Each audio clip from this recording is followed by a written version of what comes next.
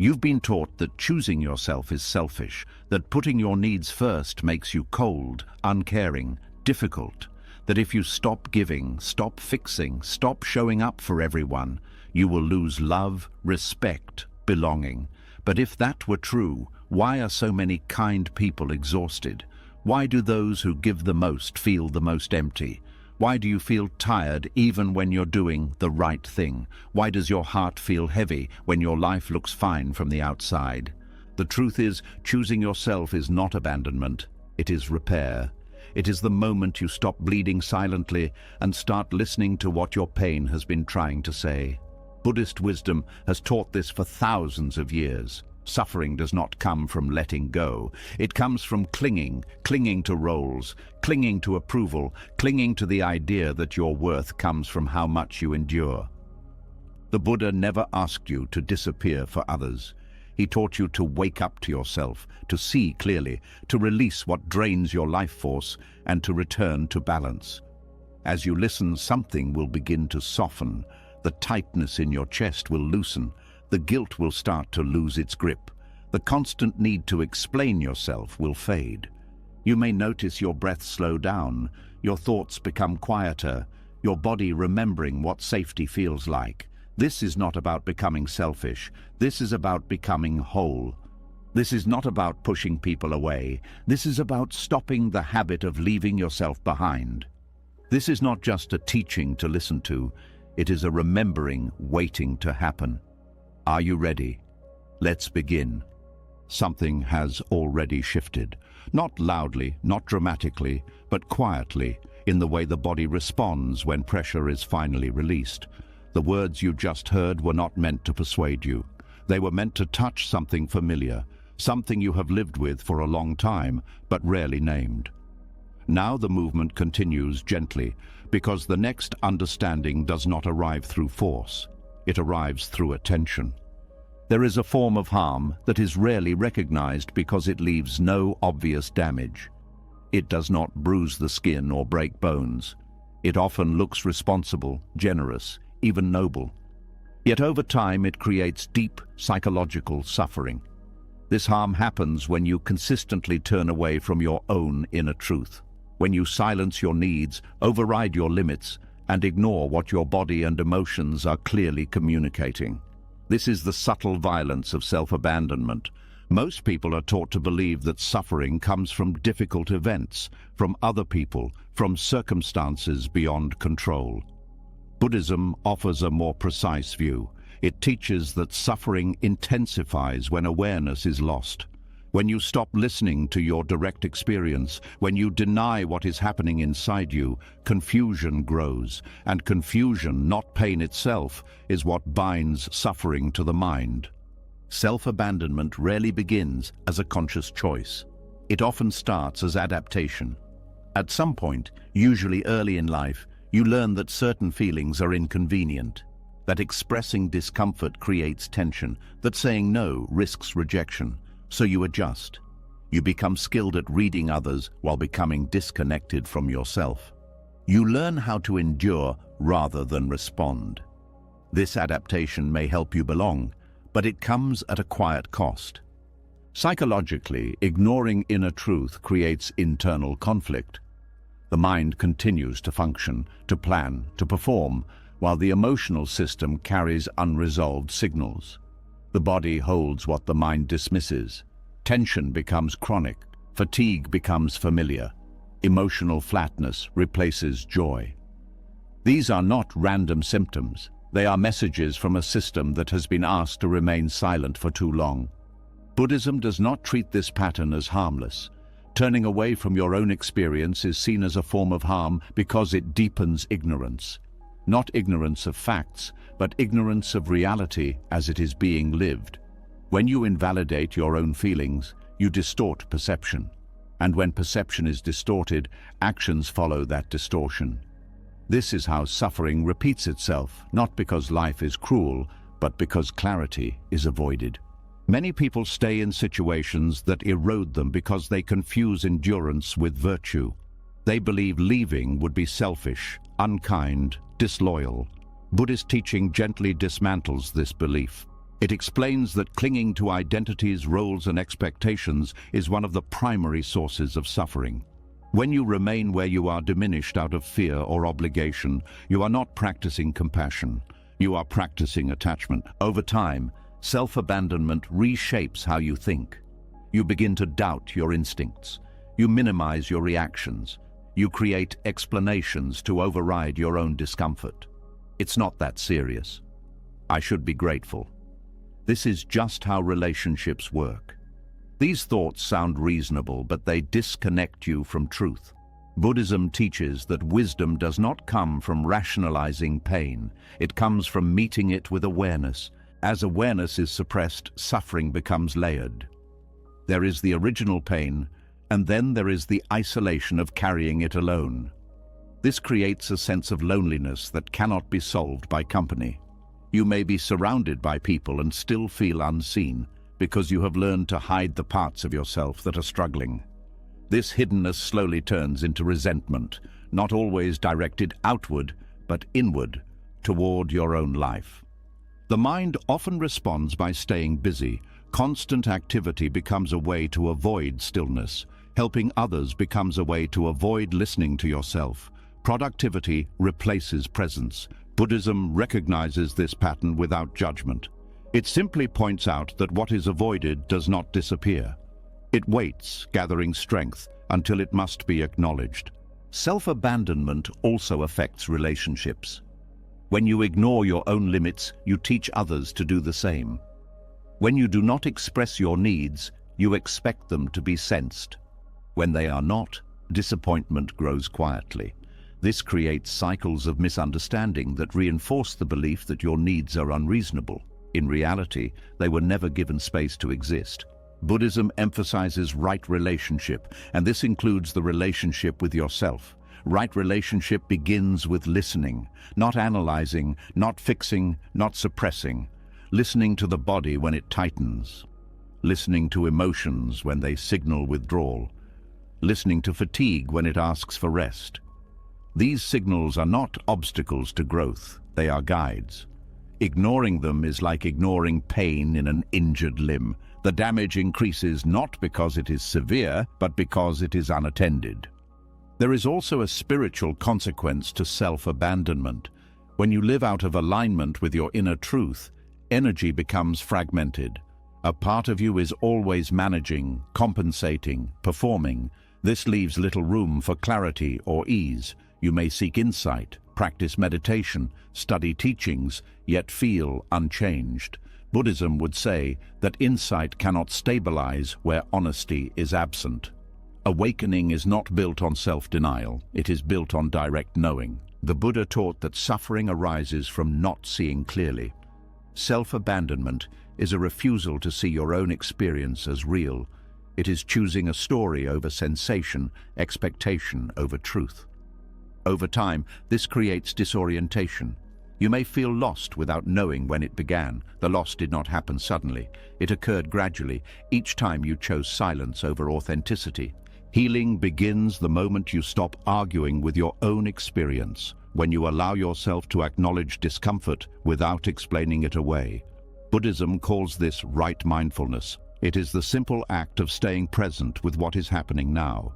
From this presence, compassion arises naturally, not the kind that sacrifices the self, but the kind that includes it. Choosing to listen inwardly may initially feel unsettling. Guilt may surface, fear may arise, long-held habits resist change. Buddhism does not interpret this resistance as failure. It understands it as attachment responding to threat. Discomfort is not a signal to retreat. It is a signal that awareness is returning. As self-abandonment loosens, subtle changes appear. The nervous system begins to settle. Decisions feel less forced. You stop explaining yourself away. You begin to trust your inner responses again. This trust is not ego, it is alignment. And alignment reduces suffering not only within you, but in the space you share with others. A person who honors their inner truth brings clarity rather than confusion into relationships. Self-abandonment was never a personal flaw. It was a strategy shaped by context, a way to stay safe, connected, accepted. Buddhism does not condemn strategies that once served survival. It simply invites their release when they no longer serve awakening. Letting go is not loss, it is space. Space for honesty, space for balance, space for a life that does not require you to disappear in order to continue. As this understanding deepens, the way you view your past may soften, not with regret, but with recognition. You endured because you believed endurance was necessary. You stayed quiet because you believed silence was kindness. Seeing this clearly is not self-blame, it is the beginning of truth. Something begins to surface once you stop turning away from yourself. Not relief yet, not certainty, but awareness. Awareness of how often your kindness has been stretched beyond what feels natural.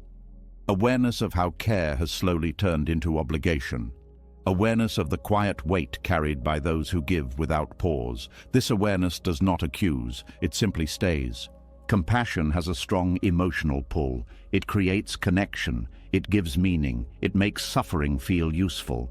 But when compassion is offered without limits, its nature changes. What once felt open begins to feel heavy. What once felt loving begins to feel draining.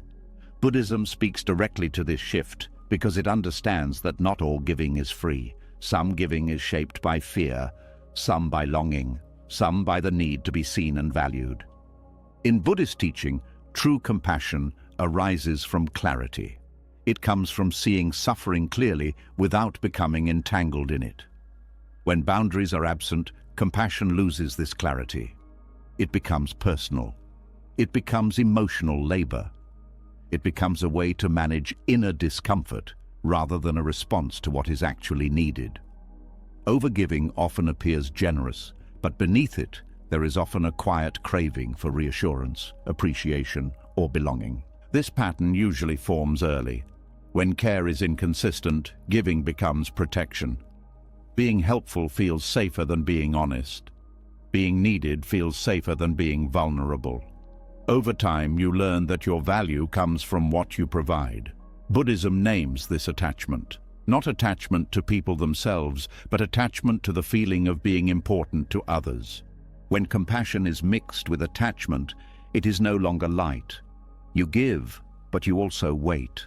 You notice reactions. You feel unsettled when effort goes unrecognized. You feel hurt when closeness fades. This emotional instability is not proof that you care deeply. It is proof that giving has become tied to self-worth. Buddhism teaches that whenever peace depends on outcomes, suffering follows. Craving is described in Buddhism as the root of suffering. It does not only seek pleasure, it seeks security, it seeks identity, it seeks control. Overgiving can be driven by the craving to be indispensable. When helping others becomes the primary way you feel stable, compassion turns into a subtle transaction. Even when nothing is asked for directly, something is hoped for quietly. This creates exhaustion that rest cannot fix. Emotional fatigue builds because energy is constantly flowing outward. There is little space for reflection, little room for replenishment. Buddhism explains that this imbalance leads to dukkha, a sense of unease that lingers beneath daily life. Giving without boundaries drains the heart because it asks it to function without protection. Boundaries are not walls, they are awareness in action. Buddhism sees boundaries as a form of wisdom. They define where responsibility ends. Without them, compassion becomes confused. You begin to take on emotions that are not yours. You feel responsible for outcomes you cannot control. This confusion deepens suffering rather than relieving it. When boundaries are absent, relationships shift in subtle ways. You may feel trapped by roles you once chose freely. Others may come to rely on you in ways that limit their own growth. This imbalance prevents genuine connection. Buddhism teaches that compassion should support liberation, not dependency. When one person carries too much, both remain bound. Internally, attachment-driven compassion pulls attention away from the present moment. You monitor reactions, you anticipate needs, you adjust behavior to maintain harmony. This creates anxiety. Your inner state becomes dependent on external responses. Buddhism calls this living in conditions rather than in awareness. Peace becomes fragile because it relies on factors outside your control. True compassion does not require self-erasure. It allows care without self-neglect. It makes room for refusal without guilt. Buddhism teaches that compassion grounded in wisdom knows when to step forward and when to step back. Saying no does not end love. It clarifies it. When boundaries are introduced, guilt often appears. This does not mean you are doing harm. Buddhism understands guilt as a conditioned response that arises when old patterns are disrupted. If your identity has been built around giving, limits feel like betrayal. But what is being challenged is not kindness. It is attachment to a role. Overgiving can also serve as avoidance. Focusing on others keeps attention away from unresolved inner experiences. Helping becomes a way to stay busy. Buddhism points to this gently. When compassion is used to escape self-awareness, it delays healing. The body may move, but the heart remains stuck. Another layer of attachment is control. When you invest heavily in others, there may be an unspoken desire for stability, for predictability, for consistency. Buddhism teaches that this resistance to impermanence creates suffering. People change, needs shift, roles dissolve. Compassion without boundaries struggles to accept this truth. Boundaries restore balance. They allow compassion to remain fluid without becoming heavy. Buddhism emphasizes the middle path, not extremes, neither self-sacrifice nor self-absorption. Boundaries are where care and clarity meet. As boundaries strengthen, compassion becomes quieter, less reactive, more grounded. You stop rescuing, you stop managing emotions that are not yours. You trust others to meet their own experiences. This does not reduce love, it refines it. There may be discomfort as identity adjusts. Feeling less needed can feel like loss. Buddhism sees this as ego loosening. When attachment weakens, fear surfaces briefly. But what follows is steadiness, a form of peace that does not depend on being central. Compassion with boundaries protects energy. Presence deepens, resentment fades. Help becomes intentional rather than compulsive. Buddhism teaches that intention shapes experience. Giving from fullness spreads ease. Giving from depletion spreads strain. Something subtle tightens when this truth comes closer. Not fear exactly, but recognition. A quiet knowing that some places you stayed were never meant to be permanent. That some roles you kept playing slowly erased parts of you. This is where the next layer opens, not with blame, but with consequence. There is a belief that staying, even when it hurts, is harmless. That endurance is neutral.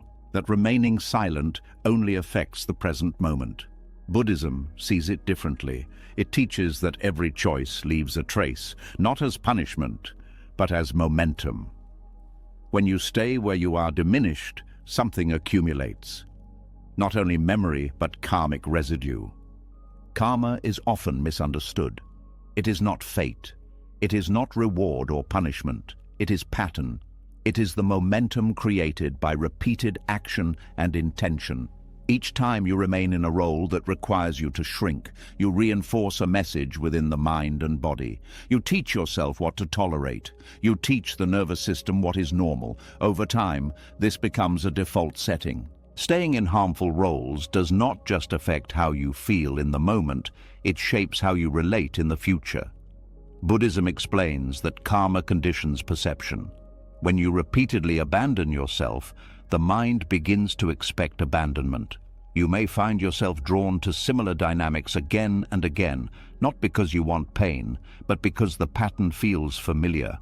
This is how karmic residue works. It is not about blame, it is about continuity. The mind learns through repetition.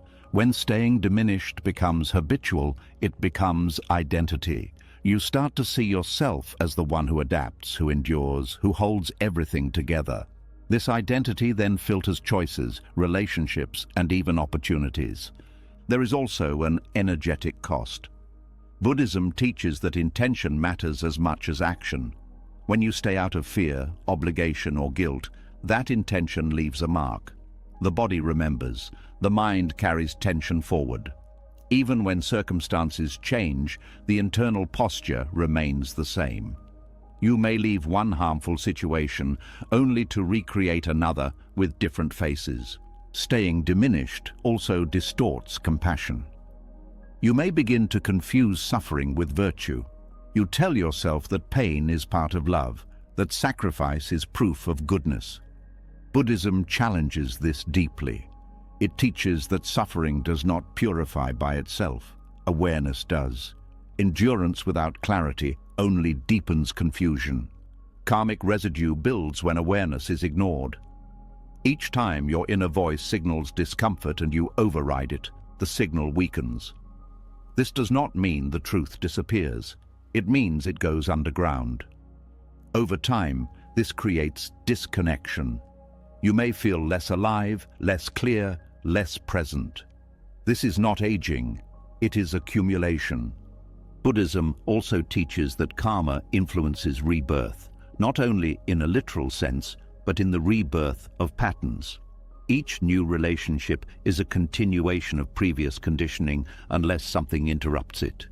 When you stay in roles that harm you, you carry that conditioning forward. You may attract situations where your boundaries are tested again, where your needs are overlooked again, where your voice feels secondary again. This does not mean you deserve it. It means the pattern has not yet been seen clearly enough to dissolve. Karma persists until awareness enters. Awareness interrupts momentum. It creates choice where there was habit. There is a common fear that leaving harmful roles creates bad karma. Buddhism teaches the opposite. Staying in harm out of fear creates entanglement. Leaving with clarity creates release. Karma is shaped by intention. Leaving with anger binds. Leaving with awareness frees. Remaining where you are diminished also affects how you see others. You may normalize harmful behavior. You may excuse what should not be excused. This dulls discernment. Buddhism places great importance on wisdom, the ability to see clearly what leads to suffering and what leads away from it. When you stay too long in harm, clarity erodes. The body often understands before the mind does. Chronic tension, fatigue, numbness, anxiety are not random. They are signals that something is misaligned. Buddhism teaches that ignoring these signals is a form of ignorance, not moral ignorance, but experiential ignorance. When the body is ignored, karma accumulates faster because awareness is bypassed. Staying diminished also affects self-trust. Each time you ignore your own knowing, trust weakens. Decisions become harder. Doubt increases. You may seek external validation for choices you once felt clearly. This dependency is karmic residue. It follows you until it is addressed. There is also grief hidden in staying. Grief for the life not lived. Grief for the version of yourself that could have emerged. Buddhism recognizes regret as a form of suffering that arises when inner wisdom is ignored. This grief may not be conscious, but it colors experience. It can appear as restlessness, dissatisfaction, or a vague sense of loss. Karma is not fixed. Buddhism emphasizes this again and again. The moment awareness returns, momentum changes. Seeing the cost of staying clearly is already transformation. You cannot unknow what you now see. This seeing weakens the pattern. Leaving harmful roles does not require drama, it requires honesty. Sometimes leaving is physical, sometimes it is emotional, sometimes it is the internal decision to stop participating in a dynamic even if circumstances remain. Buddhism teaches that intention is powerful. A clear intention begins to dissolve residue. There is often fear of consequences, fear of hurting others, fear of being judged, fear of uncertainty. Buddhism acknowledges fear as natural. It does not treat fear as a stop sign, it treats it as information. Fear often arises when attachment is challenged. This does not mean the choice is wrong, it means something old is loosening. Staying diminished out of loyalty also creates karma. Loyalty without wisdom binds. Buddhism values compassion, but it also values discernment. Compassion that requires self-erasure is not liberating. It perpetuates suffering across time. When you remain in harm, you also teach others how to treat you. This is not blame. It is pattern formation. Repeated tolerance becomes expectation. Buddhism teaches that right action includes protecting the conditions for awakening. Staying where awareness is constantly suppressed does the opposite. There is a subtle sense of relief that comes when this is understood. Not relief that erases pain, but relief that names it. You were not weak for staying. You were conditioned, and conditioning can be changed. Karmic residue also shows up in the stories you tell yourself. Stories of limitation, stories of unworthiness, stories of inevitability. Buddhism teaches that these stories are not self, they are mental formations shaped by experience. Seeing them as conditioned loosens their hold. Breaking karmic patterns requires patience. The mind may pull you back toward familiarity. This is not failure, it is momentum adjusting. Each time you choose awareness over habit, the residue thins. The pattern weakens. Staying diminished often feels easier in the short term. Leaving feels uncertain. Buddhism teaches that short-term comfort often leads to long-term suffering, while short-term discomfort can lead to freedom. This is not a rule, but an observation.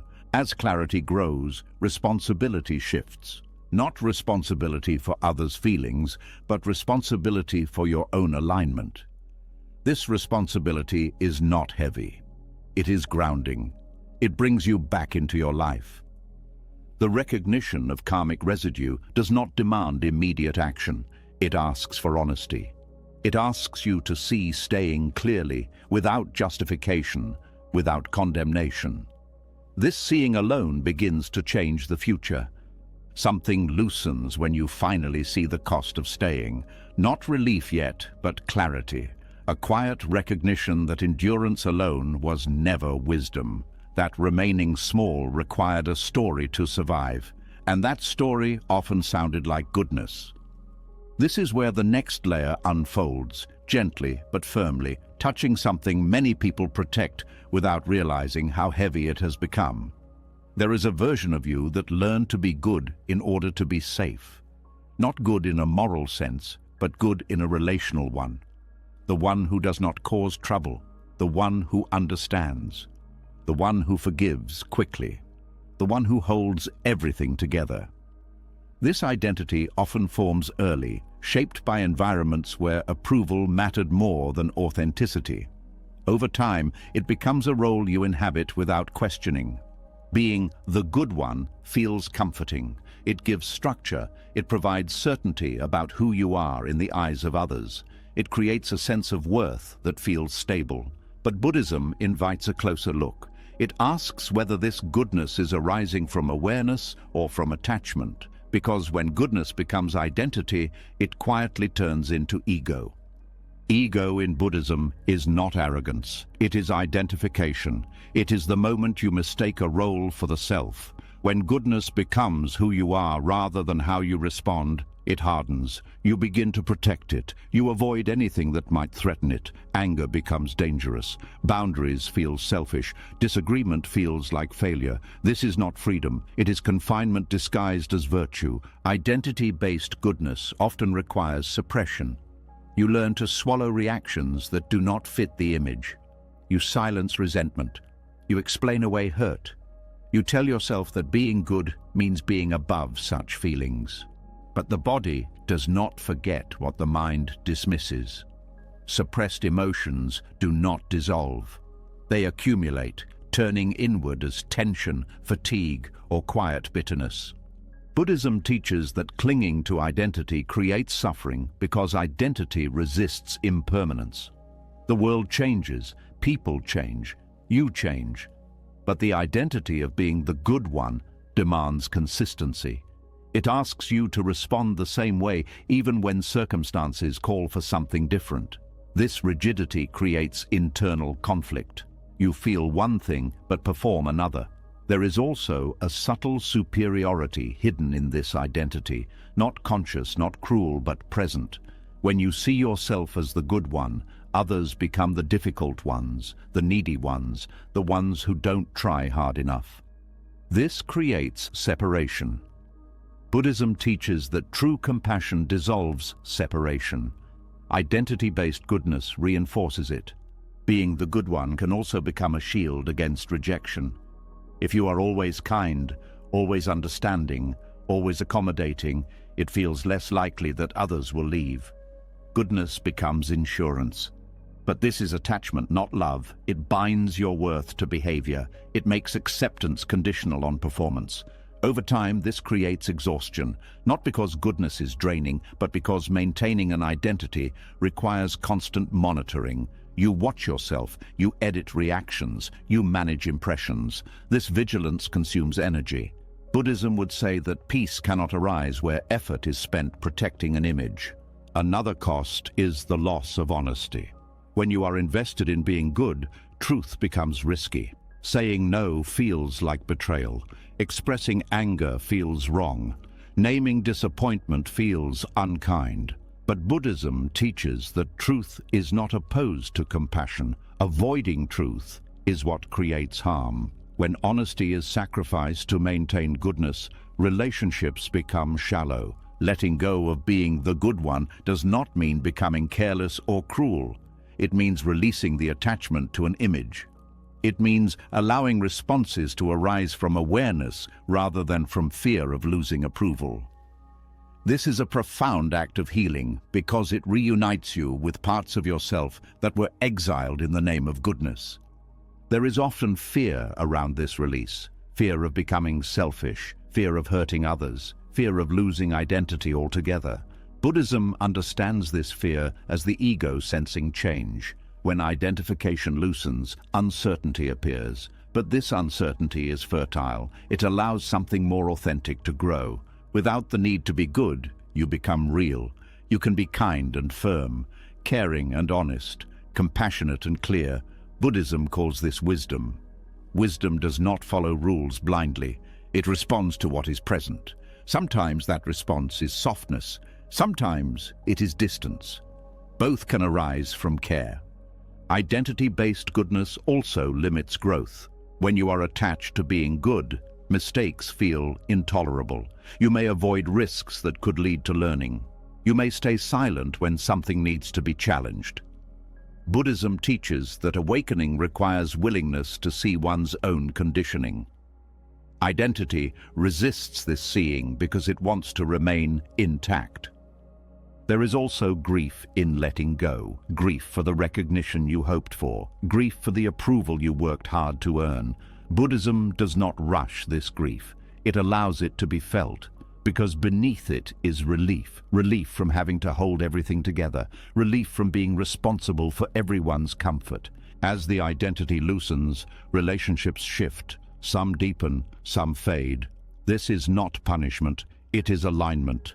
When you stop performing goodness, you invite others to meet you honestly. Not everyone will. Buddhism teaches that this is part of impermanence. What falls away was held together by role, not by truth. Letting go of being the good one also restores self-trust. You begin to listen inwardly again. You respond rather than react. You stop asking who you should be and start noticing what is needed. This simplicity is healing. It reduces inner conflict. It creates coherence between thought, feeling, and action. There is a quiet strength that emerges here. Not the strength of endurance, but the strength of presence. You no longer need to justify yourself. You no longer need to be understood by everyone. Buddhism teaches that freedom arises when you stop trying to control how you are perceived. This does not mean abandoning ethics. Buddhism is clear about right action, but right action arises from clarity, not from identity. When goodness is no longer something you are, it becomes something you do naturally, without effort, without self-reference. Something settles after releasing the need to be good. Not energy yet, not relief, but honesty. An honesty that notices how tired you really are, how long you've been carrying more than your share, how often your body spoke and your mind answered with discipline instead of care. This is where the next understanding opens, not as a diagnosis, but as a message you were never taught how to hear.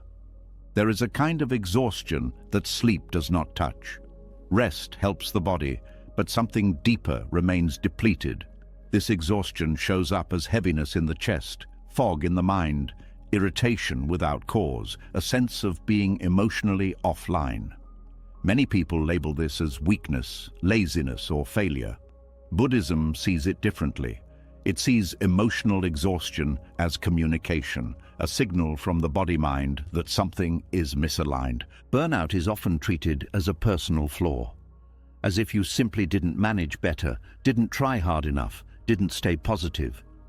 But Buddhism does not shame exhaustion. It asks what has been ignored. Because burnout does not arise from effort alone, it arises from effort that is disconnected from truth.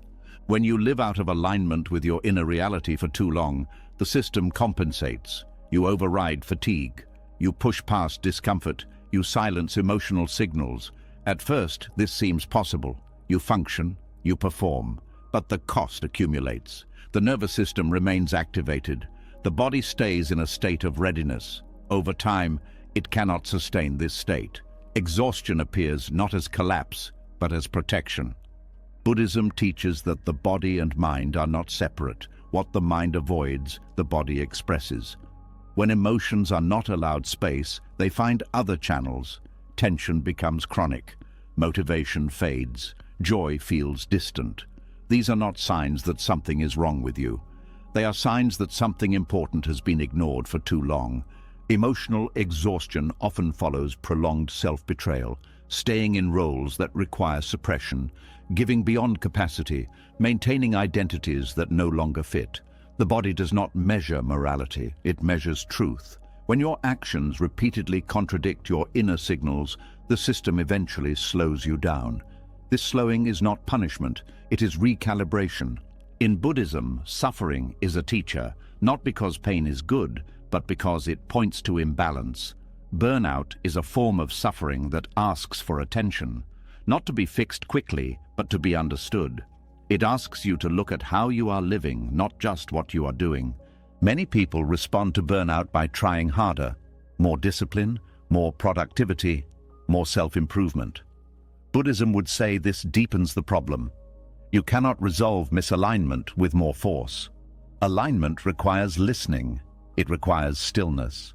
It requires the courage to stop long enough to feel what you have been avoiding. Emotional exhaustion also challenges the belief that worth comes from output.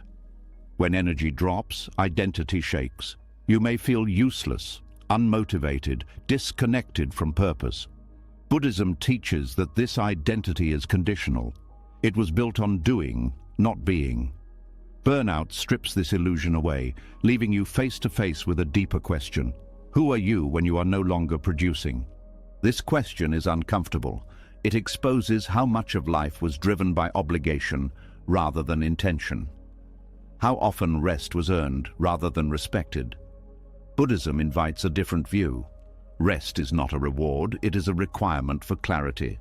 Burnout also affects perception. The world may feel dull, relationships feel demanding, small tasks feel overwhelming. This is not because life suddenly became harder, it is because the system no longer has surplus energy to compensate.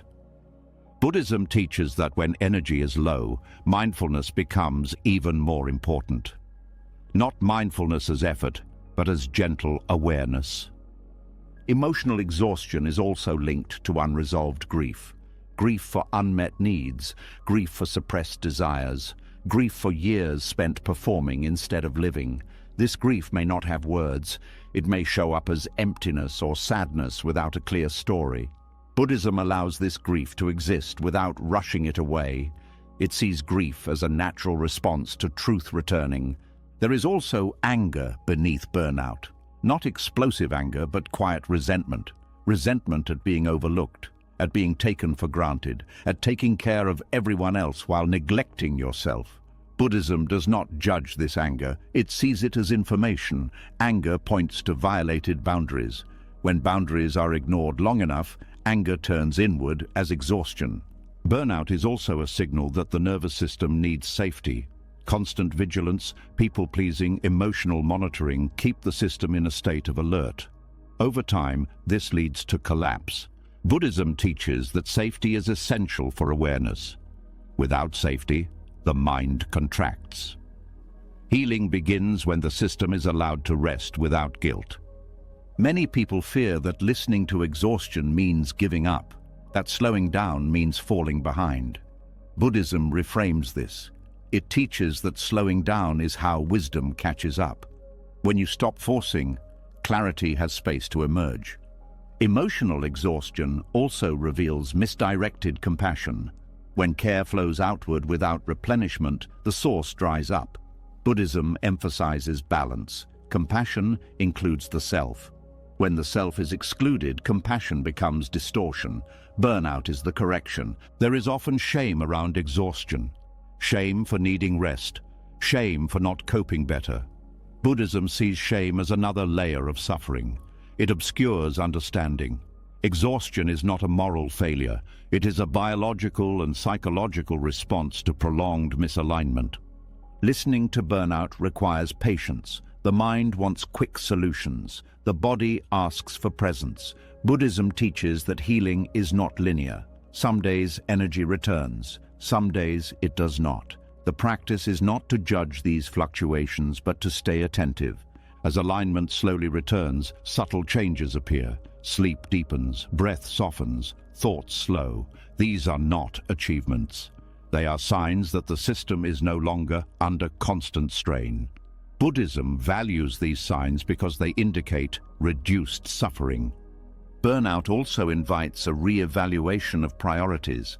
What is essential? What is optional? What has been carried unnecessarily? Buddhism teaches renunciation, not as deprivation, but as release. Letting go of what drains energy is an act of wisdom. This release may involve disappointing others, changing routines, redefining roles. Buddhism acknowledges the discomfort this brings, but it also teaches that discomfort caused by alignment is different from discomfort caused by suppression. One leads to clarity, the other leads to collapse.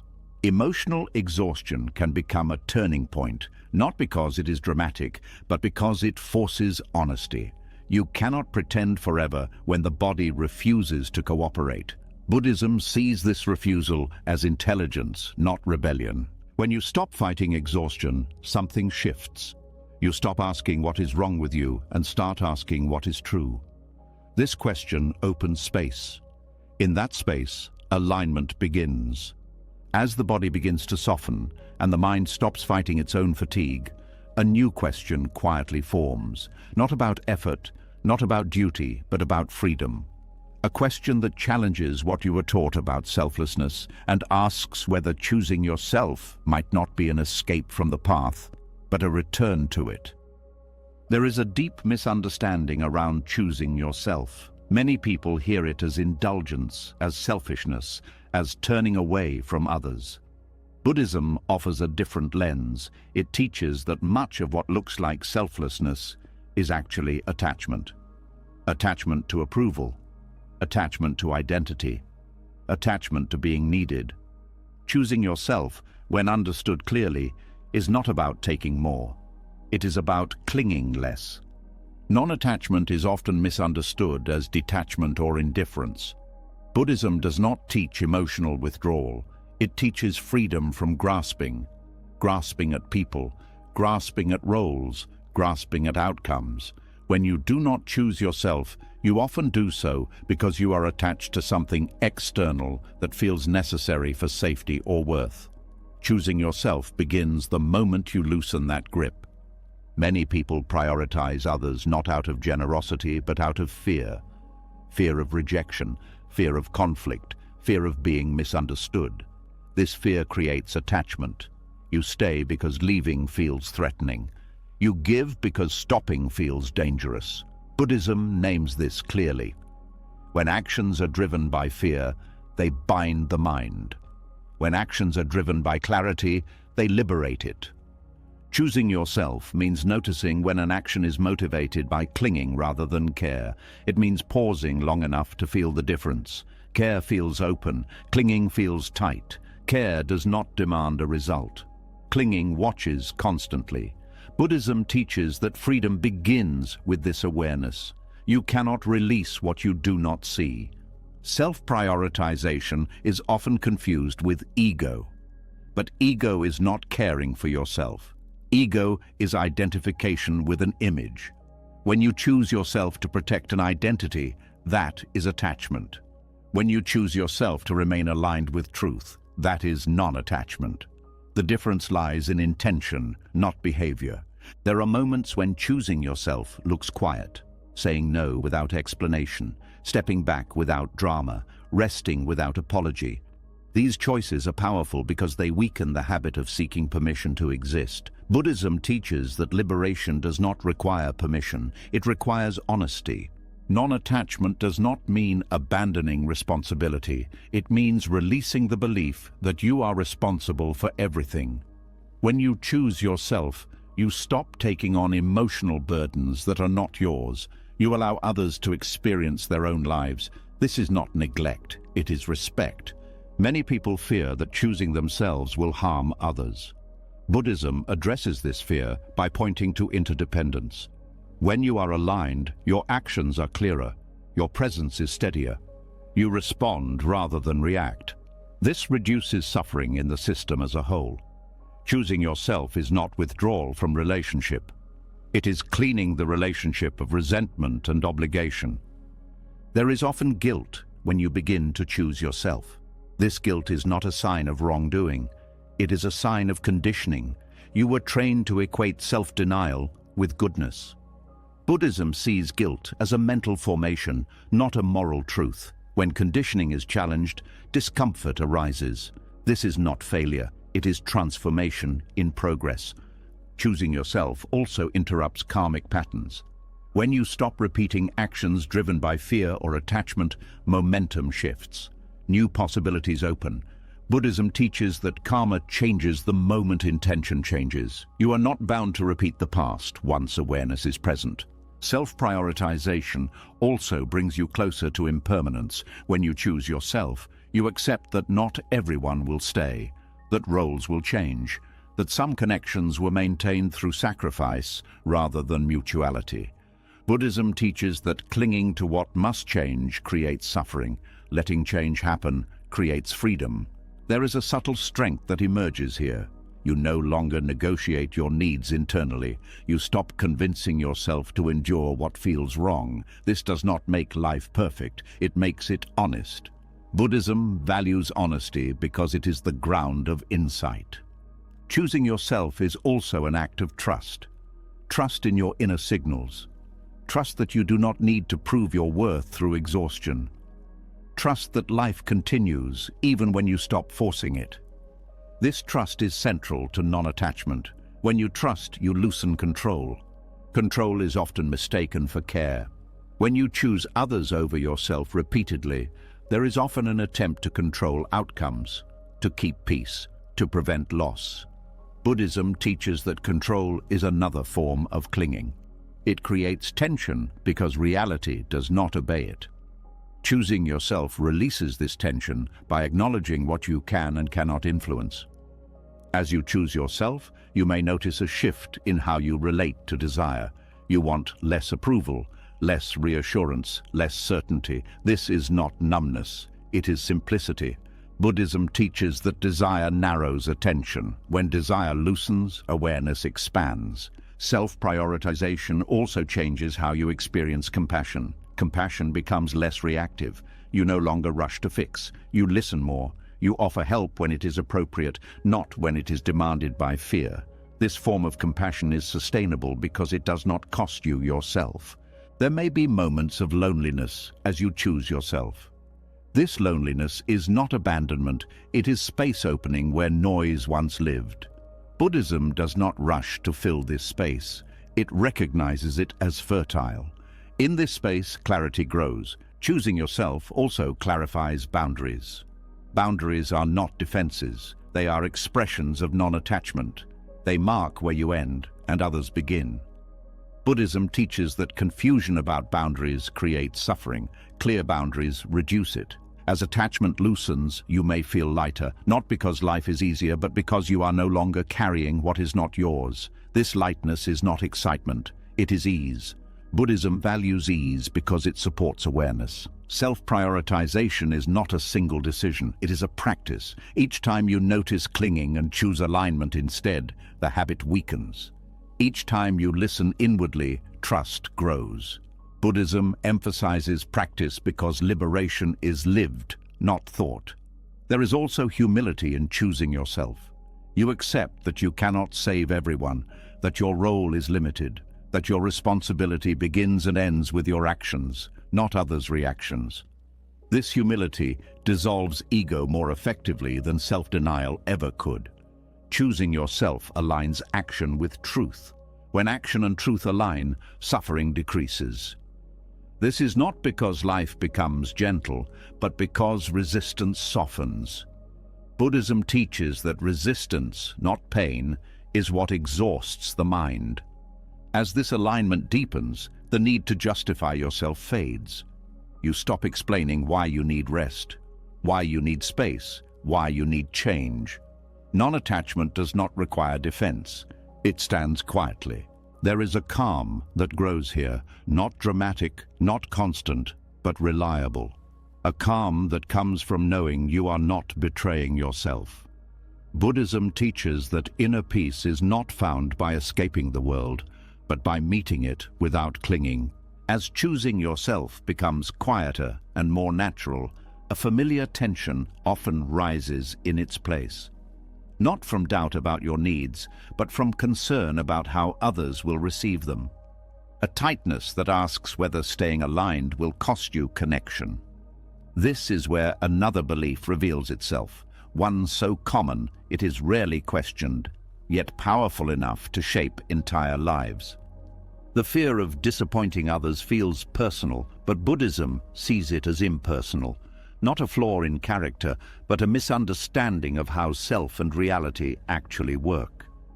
People-pleasing is not kindness taken too far, it is perception distorted by fear and impermanence misunderstood. At the center of this fear is an assumption that others' reactions define your safety, your worth, your belonging.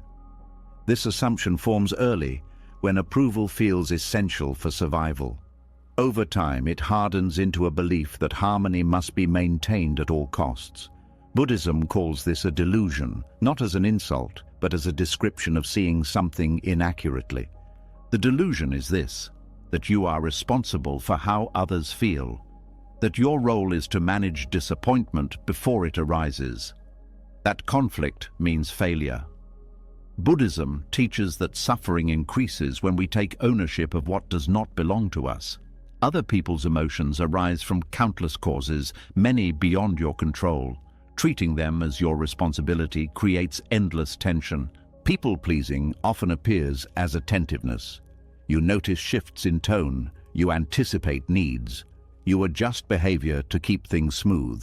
This may look caring, but internally it creates vigilance. The mind stays alert, scanning for signs of disapproval.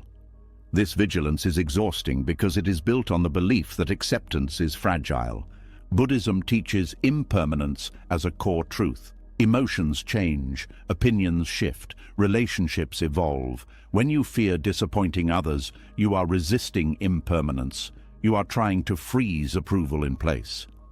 This resistance creates suffering because reality does not cooperate. No amount of pleasing can guarantee lasting harmony. There is also a misunderstanding of self involved. People-pleasing assumes a solid self that must be protected through behavior.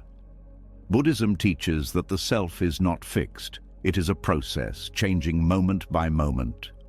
When you cling to an image of being liked or approved, you reinforce the illusion of a stable identity that must be maintained. This clinging creates anxiety. The fear of disappointment often leads to self-silencing. You hesitate to speak honestly. You soften your truth. You delay decisions.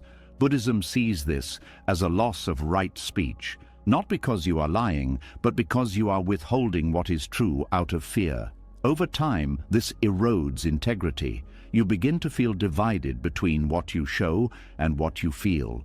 People-pleasing also confuses compassion with control. When you try to prevent disappointment, you are attempting to manage others' inner experiences. Buddhism teaches that this is impossible. Each person meets reality through their own conditioning. Trying to control reactions only increases attachment and frustration.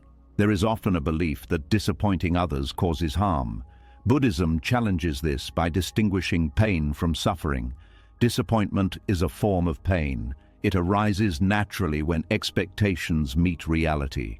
Suffering arises when pain is resisted, judged, or personalized.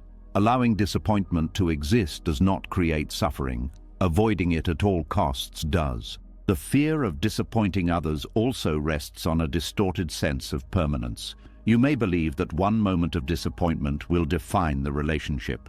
Buddhism teaches that relationships are fluid. They are not destroyed by single moments of honesty. They are weakened by long-term inauthenticity. People-pleasing often creates resentment that has no outlet.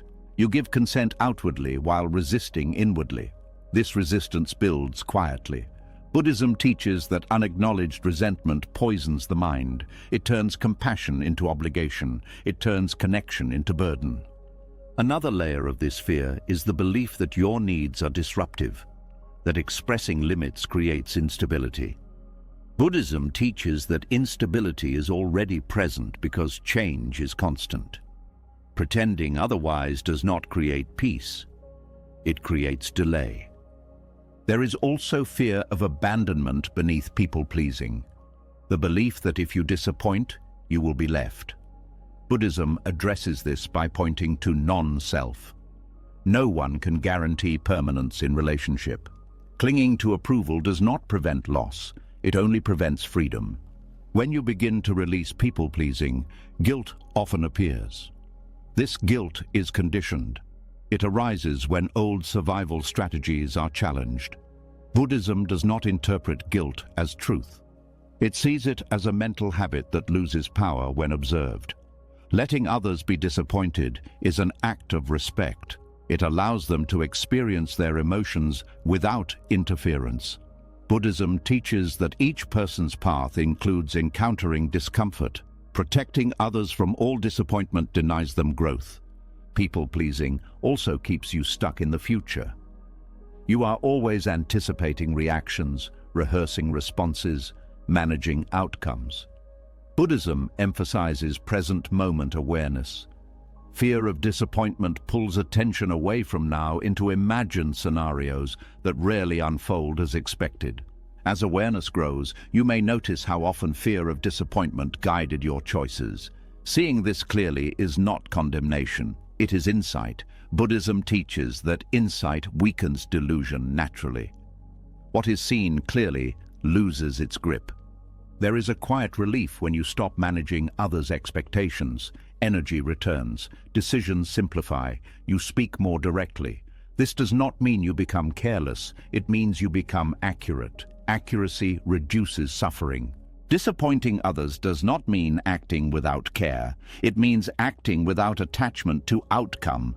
Buddhism teaches that right action is guided by intention, not approval. When intention is clear, reactions can be met without collapse. As you allow disappointment to exist, you may notice that many relationships remain intact. Some even improve, others shift. Buddhism teaches that impermanence reveals truth. What depends on self-erasure cannot remain healthy. People-pleasing also distorts compassion toward yourself. You judge your needs harshly. You minimize discomfort.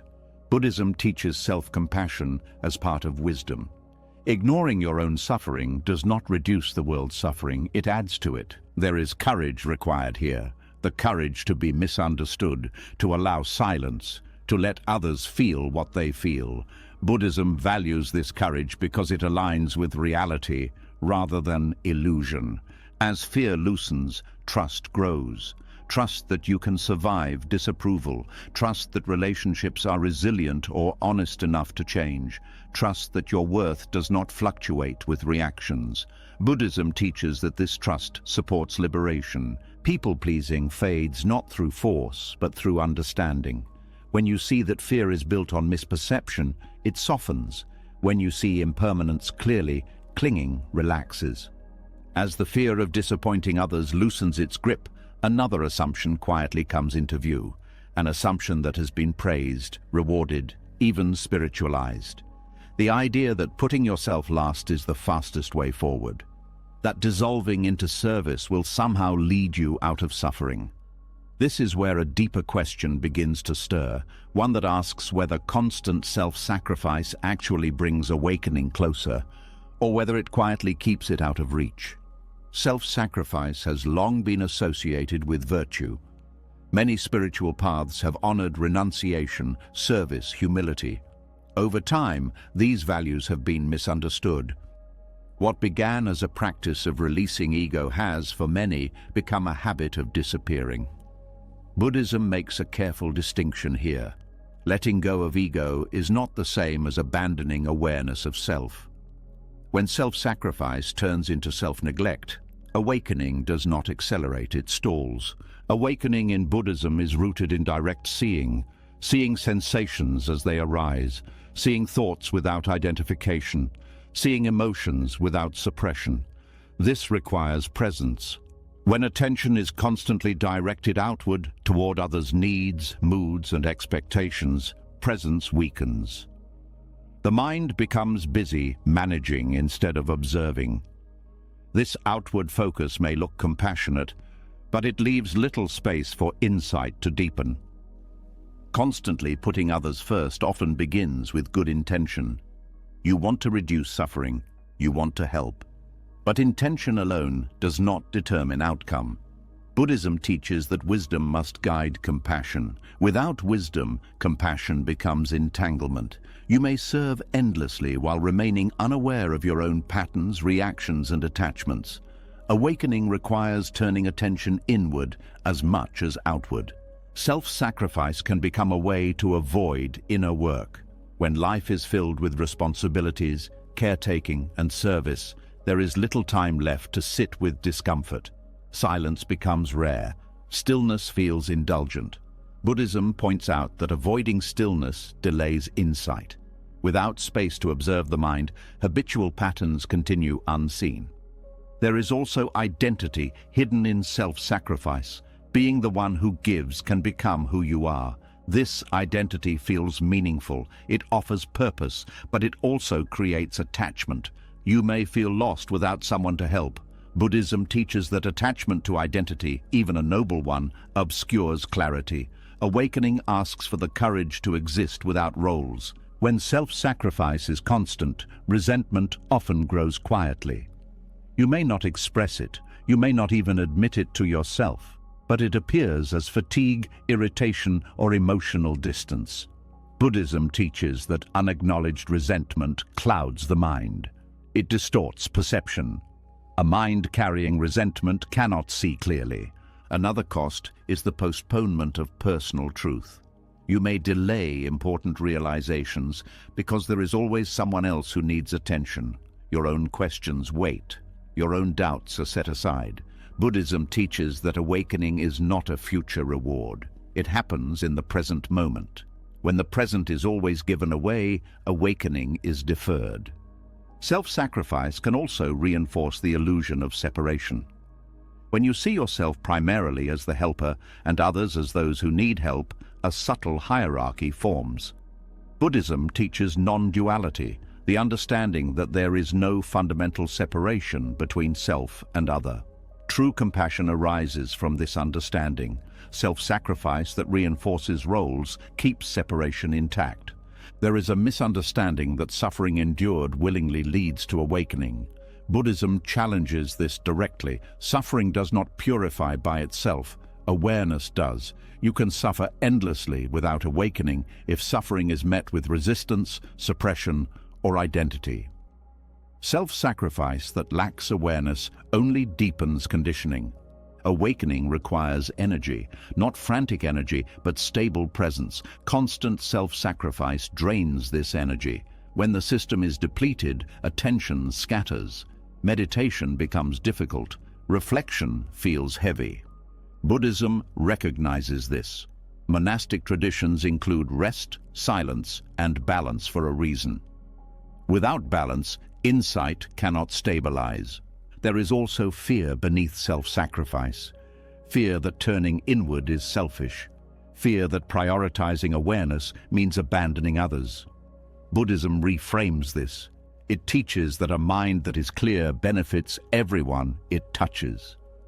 A mind that is exhausted spreads confusion, even with good intentions. Self-sacrifice can delay awakening by reinforcing avoidance. When helping others becomes the main activity, it can prevent confrontation with personal suffering. Buddhism teaches that liberation requires meeting suffering directly, not fixing it immediately, not bypassing it through service, but understanding it. There is also a subtle control element. When you sacrifice yourself, you may unconsciously try to shape outcomes, to keep things stable, to prevent collapse.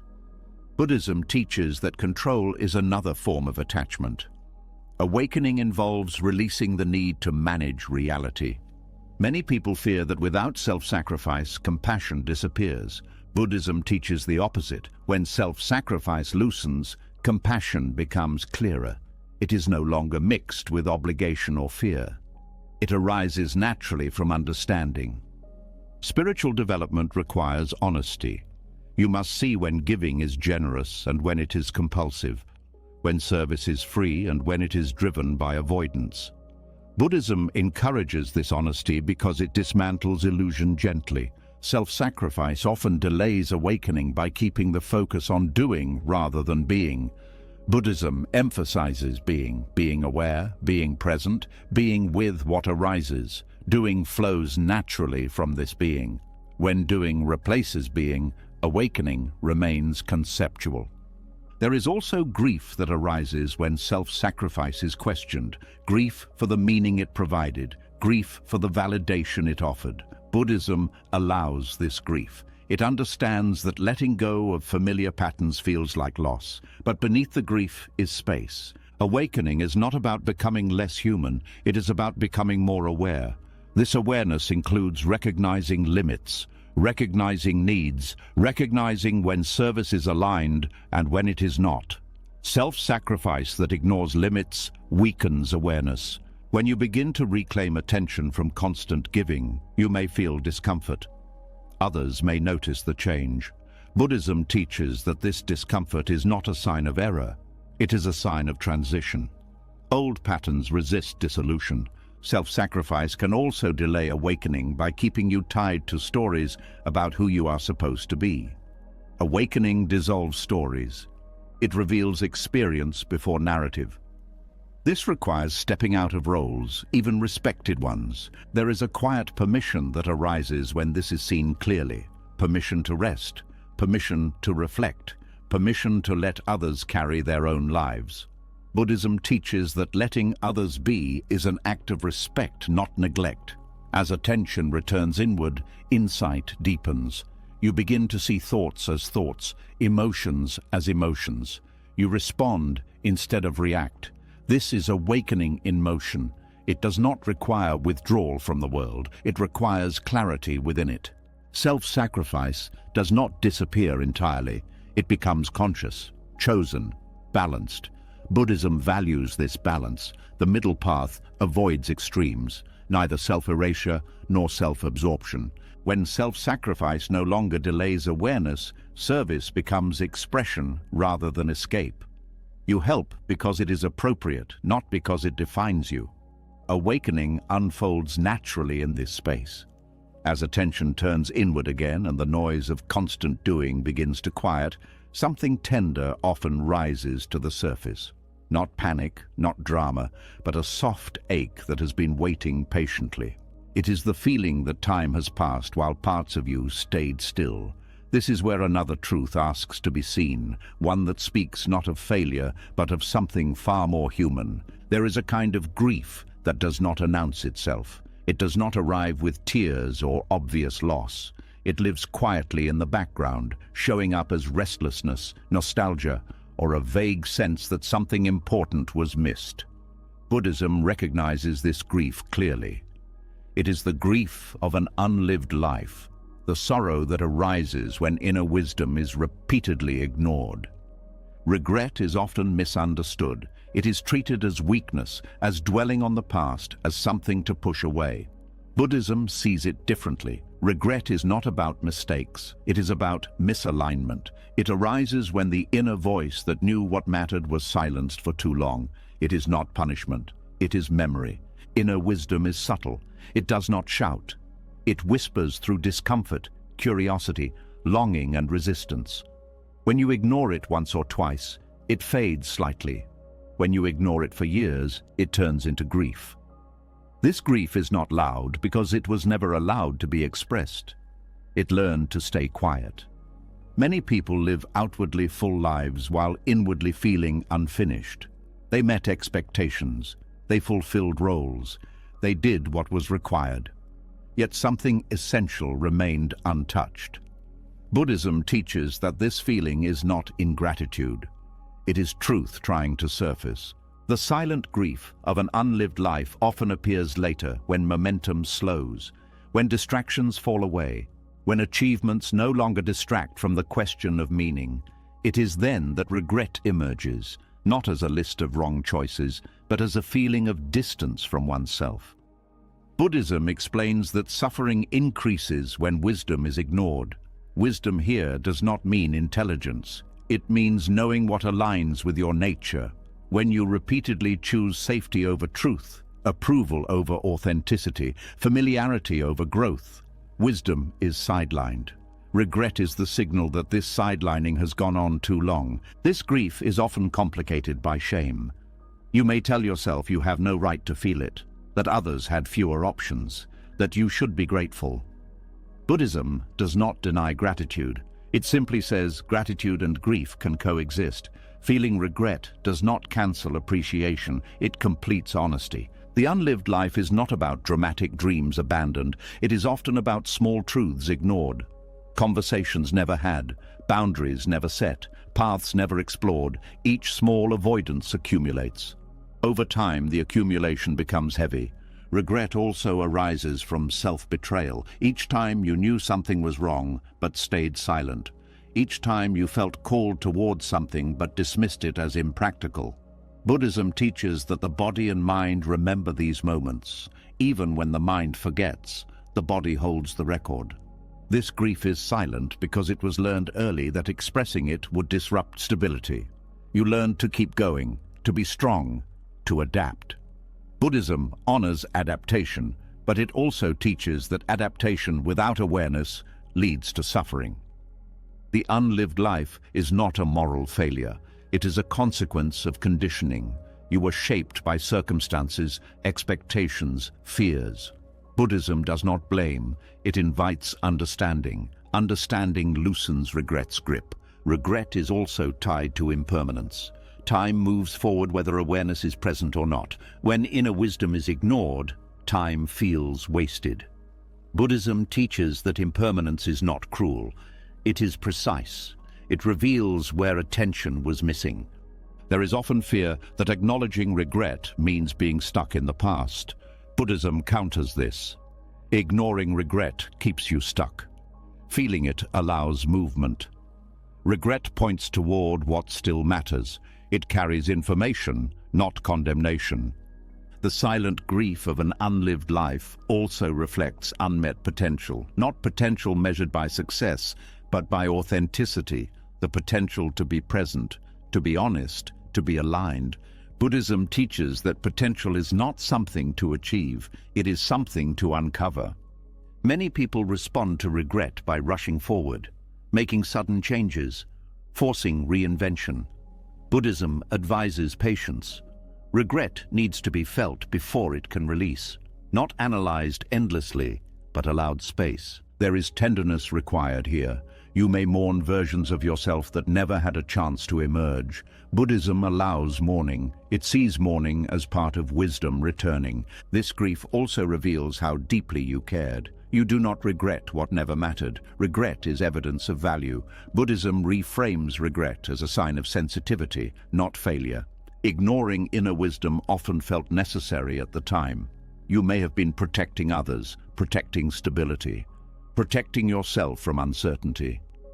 Buddhism does not judge past choices made without awareness. It focuses on present awareness. The unlived life can create a sense of urgency, a feeling that time is running out. Buddhism teaches that urgency without clarity leads to panic. Urgency with awareness leads to intention. Regret clarifies intention when it is met honestly. There is also forgiveness needed, not forgiveness from others, but from yourself. Buddhism teaches that holding on to self-blame deepens suffering, understanding dissolves it. Regret softens when you see that inner wisdom never disappeared. It waited, it waits still. Buddhism teaches that awakening is always possible because awareness is always present. The silent grief becomes less heavy when it is named. Not publicly, internally. Naming is acknowledging. Buddhism values acknowledgement because it restores truth. As regret is allowed, it transforms. It becomes discernment. You begin to see more clearly what you no longer want to ignore. This clarity is not about fixing the past. It is about meeting the present. The unlived life does not mean life is over. It means something is asking to begin. Buddhism teaches that every moment of awareness is a beginning. Regret also teaches humility. You see how often fear guided decisions. This humility is not self-attack, it is realism. Buddhism values realism because it cuts through illusion. When regret is resisted, it turns into bitterness. When it is welcomed, it becomes guidance. Buddhism makes this distinction clearly. What is resisted persists. What is understood changes. The grief of an unlived life can feel lonely because it is deeply personal. Others may not see it. Buddhism teaches that loneliness eases when experience is met without judgment. This grief does not demand immediate action. It asks for presence, for listening, for honesty. Rushing to erase it misses its teaching. As you sit with this understanding, something shifts. Regret stops feeling like a verdict and starts feeling like a message that says awareness is returning. As regret softens and clarity begins to return, another tension often reveals itself. A tension not about what you want, but about whether you are allowed to want it without defending yourself. This is where healing moves from understanding into action, and where one of the hardest practices quietly appears. There is a deep discomfort many people feel when they say no, not because the no is unclear, but because silence follows it. A silence that feels unfinished, a silence that seems to demand explanation. Buddhism pays close attention to this moment, because it reveals one of the strongest attachments we carry, the need to justify our boundaries in order to be allowed to have them. Most people were taught that no is acceptable only when it is reasonable, polite, well explained, and approved. You learn to soften refusal with stories, to offer context, to apologize for having limits. Over time, explanation became a requirement for self-protection. Buddhism sees this habit not as courtesy, but as attachment. The need to explain comes from fear. Fear of being misunderstood, fear of being judged, fear of being seen as selfish or unkind. Buddhism teaches that fear arises when identity is threatened. When your sense of self depends on how others perceive you, explanation becomes a defense mechanism. Saying no without explanation feels exposed. It removes the buffer between you and others' reactions. This exposure is uncomfortable because it challenges a long-held belief that you are responsible for managing how others feel about your choices. Buddhism names this belief as a source of suffering. Healing requires saying no without explanation, because explanation often turns into negotiation. When you explain, you invite debate. You offer reasons that can be questioned, minimized, or dismissed. This keeps you entangled. Buddhism teaches that clarity is not improved through justification, it is weakened by it. When you say no simply and clearly, you are practicing non-attachment. You are releasing the need to control the outcome. You are allowing others to respond however they will. This is not indifference, it is trust in impermanence. The urge to explain often comes from guilt. Guilt that arises not from wrongdoing, but from breaking a familiar pattern. Buddhism distinguishes between wise remorse and conditioned guilt. Wise remorse corrects harm. Conditioned guilt enforces conformity. Most guilt around saying no belongs to the second category. Explanation can also be a way to avoid discomfort. Silence feels awkward. Letting others be unhappy feels wrong. Buddhism teaches that discomfort is not a problem to solve. It is an experience to allow. Avoiding discomfort delays healing because it reinforces fear. There is also a power shift when you stop explaining. You return authority to yourself. You stop asking for permission to honor your limits. Buddhism sees this as reclaiming agency. Agency is essential for liberation because it restores alignment between intention and action. Saying no without explanation does not mean being harsh. Tone can be gentle, presence can be kind. What is released is not compassion, but self-erasure. Buddhism teaches that compassion does not require self-betrayal. Many people worry that without explanation, they will be misunderstood. Buddhism responds simply, misunderstanding is part of impermanence. You cannot control how others interpret your actions. Trying to do so creates endless suffering. Explanation often comes from the hope that if others understand your reasons, they will not be disappointed. Buddhism teaches that disappointment is a natural part of human interaction. Preventing it at all costs is not kindness, it is avoidance. There is also a subtle identity at play. Being reasonable, being accommodating, being the one who explains. Letting go of explanation threatens this identity. Buddhism teaches that identity clinging creates suffering. Releasing it creates space. When you stop explaining, you may notice how often you explained things that needed no defense, how often you overfunction to maintain harmony. Seeing this clearly can be unsettling. Buddhism encourages staying with this discomfort rather than fixing it quickly. Saying no without explanation strengthens self-trust. You begin to rely less on external validation and more on inner clarity. This trust is not stubbornness. It is alignment. There is also a nervous system shift that occurs. When you stop justifying, the body learns that boundaries are safe. Over time, anxiety decreases. Decisions feel simpler. Buddhism understands this somatic change as part of awakening, not separate from it. Explanation often keeps you in the past or future. You reference history. You anticipate reactions. Buddhism emphasizes presence. A clear, no spoken now requires no timeline. Healing also requires releasing the belief that your boundaries must make sense to others. Buddhism teaches that truth does not require consensus. Inner alignment is not a group decision. There may be moments when explanation is appropriate. Buddhism does not forbid communication. It simply asks that explanation not come from fear. The practice is discernment, knowing when words are offered freely and when they are offered defensively. When you say no without explanation, you may notice who respects it and who does not. This clarity is valuable. Buddhism teaches that clarity reveals truth without force. There is often grief here. Grief for relationships that relied on your over-explaining. Grief for roles that required justification. Buddhism allows this grief.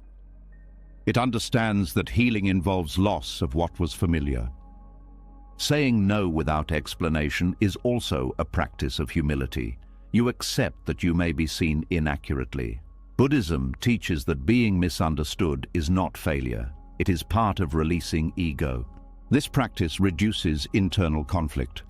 You stop rehearsing conversations. You stop managing impressions. Mental energy returns.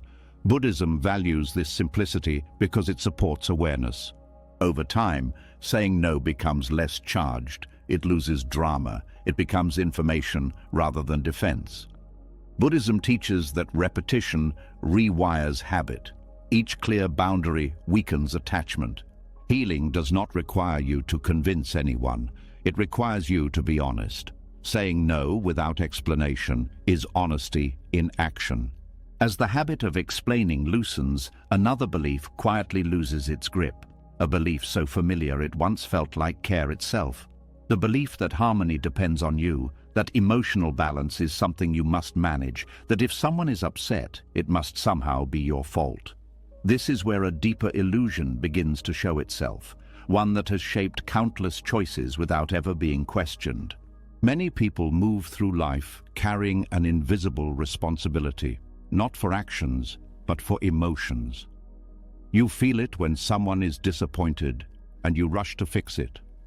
When someone is angry and you feel guilty before understanding why.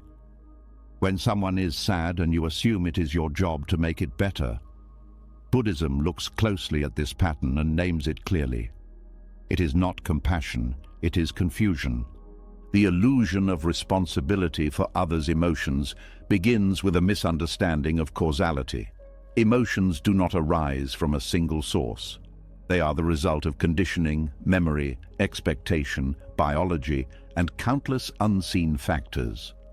Buddhism teaches dependent origination, the understanding that nothing arises independently. When you believe you caused someone's emotional state simply by being yourself, you ignore this complexity and place impossible weight on your shoulders. This illusion often forms early. In environments where emotional safety was uncertain, you learned to read moods carefully. You learned that adjusting yourself could prevent conflict. Over time, this became a survival strategy. You stayed alert. You stayed accommodating. You learned to regulate others in order to feel safe. Buddhism does not judge this adaptation. It simply points out that what once protected you may now be imprisoning you. Taking ownership of others' emotions creates suffering because it erases boundaries between inner worlds. You begin to feel what others feel as if it belongs to you. Their disappointment becomes your shame. Their anger becomes your anxiety. Their sadness becomes your burden. Buddhism teaches that compassion requires closeness without fusion. When fusion occurs, clarity is lost. This illusion also creates powerlessness. If you believe you are responsible for how others feel, you will constantly try to control situations. You will choose words carefully. You will anticipate reactions. You will avoid honesty to prevent discomfort. Buddhism teaches that control is a response to fear, not a path to peace. Reality does not obey control, it resists it. There is also a subtle arrogance hidden in this illusion, not arrogance in intention, but in assumption. When you believe you cause others' emotions, you place yourself at the center of their inner lives. Buddhism gently dissolves this view. Each person experiences the world through their own conditioning. You influence, but you do not control. Confusing influence with responsibility creates suffering on both sides. When you take responsibility for others' emotions, you deny them their own agency. You step into their inner world and try to manage it. This may feel helpful, but it can prevent growth. Buddhism teaches that each person must encounter their own emotions to develop wisdom. Shielding them from discomfort delays this process. This illusion also distorts compassion. Compassion becomes urgent, reactive, anxious. You rush to soothe not because it is appropriate, but because you cannot tolerate the discomfort of someone else's distress. Buddhism teaches that true compassion can sit with discomfort without needing to erase it. Carrying responsibility for others' emotions also leads to chronic anxiety. You are always scanning for emotional shifts. You worry about tone, timing, response. This vigilance keeps the nervous system activated. Buddhism recognizes this state as suffering, not because something is wrong, but because awareness has been replaced by fear. The illusion is reinforced by social messages. Be nice, keep the peace, don't upset anyone. Buddhism does not dismiss harmony, but it questions the cost. Harmony built on self-erasure is fragile. It requires constant maintenance. It collapses under truth. Taking ownership of others' emotions also blurs ethical clarity. You may tolerate harm to prevent distress. You may avoid setting boundaries to avoid disappointment. Buddhism teaches that avoiding short-term discomfort often creates long-term suffering. Allowing emotions to arise is not harm, avoiding truth is. There is also exhaustion that comes from this illusion. Emotional labor becomes constant. You feel responsible even when you are not involved. You carry guilt that has no clear origin. Buddhism teaches that this exhaustion is a signal that boundaries are needed, not that you must try harder. The belief that you are responsible for others' emotions also keeps you stuck in the past and future. You replay conversations. You anticipate reactions. Buddhism emphasizes present moment awareness.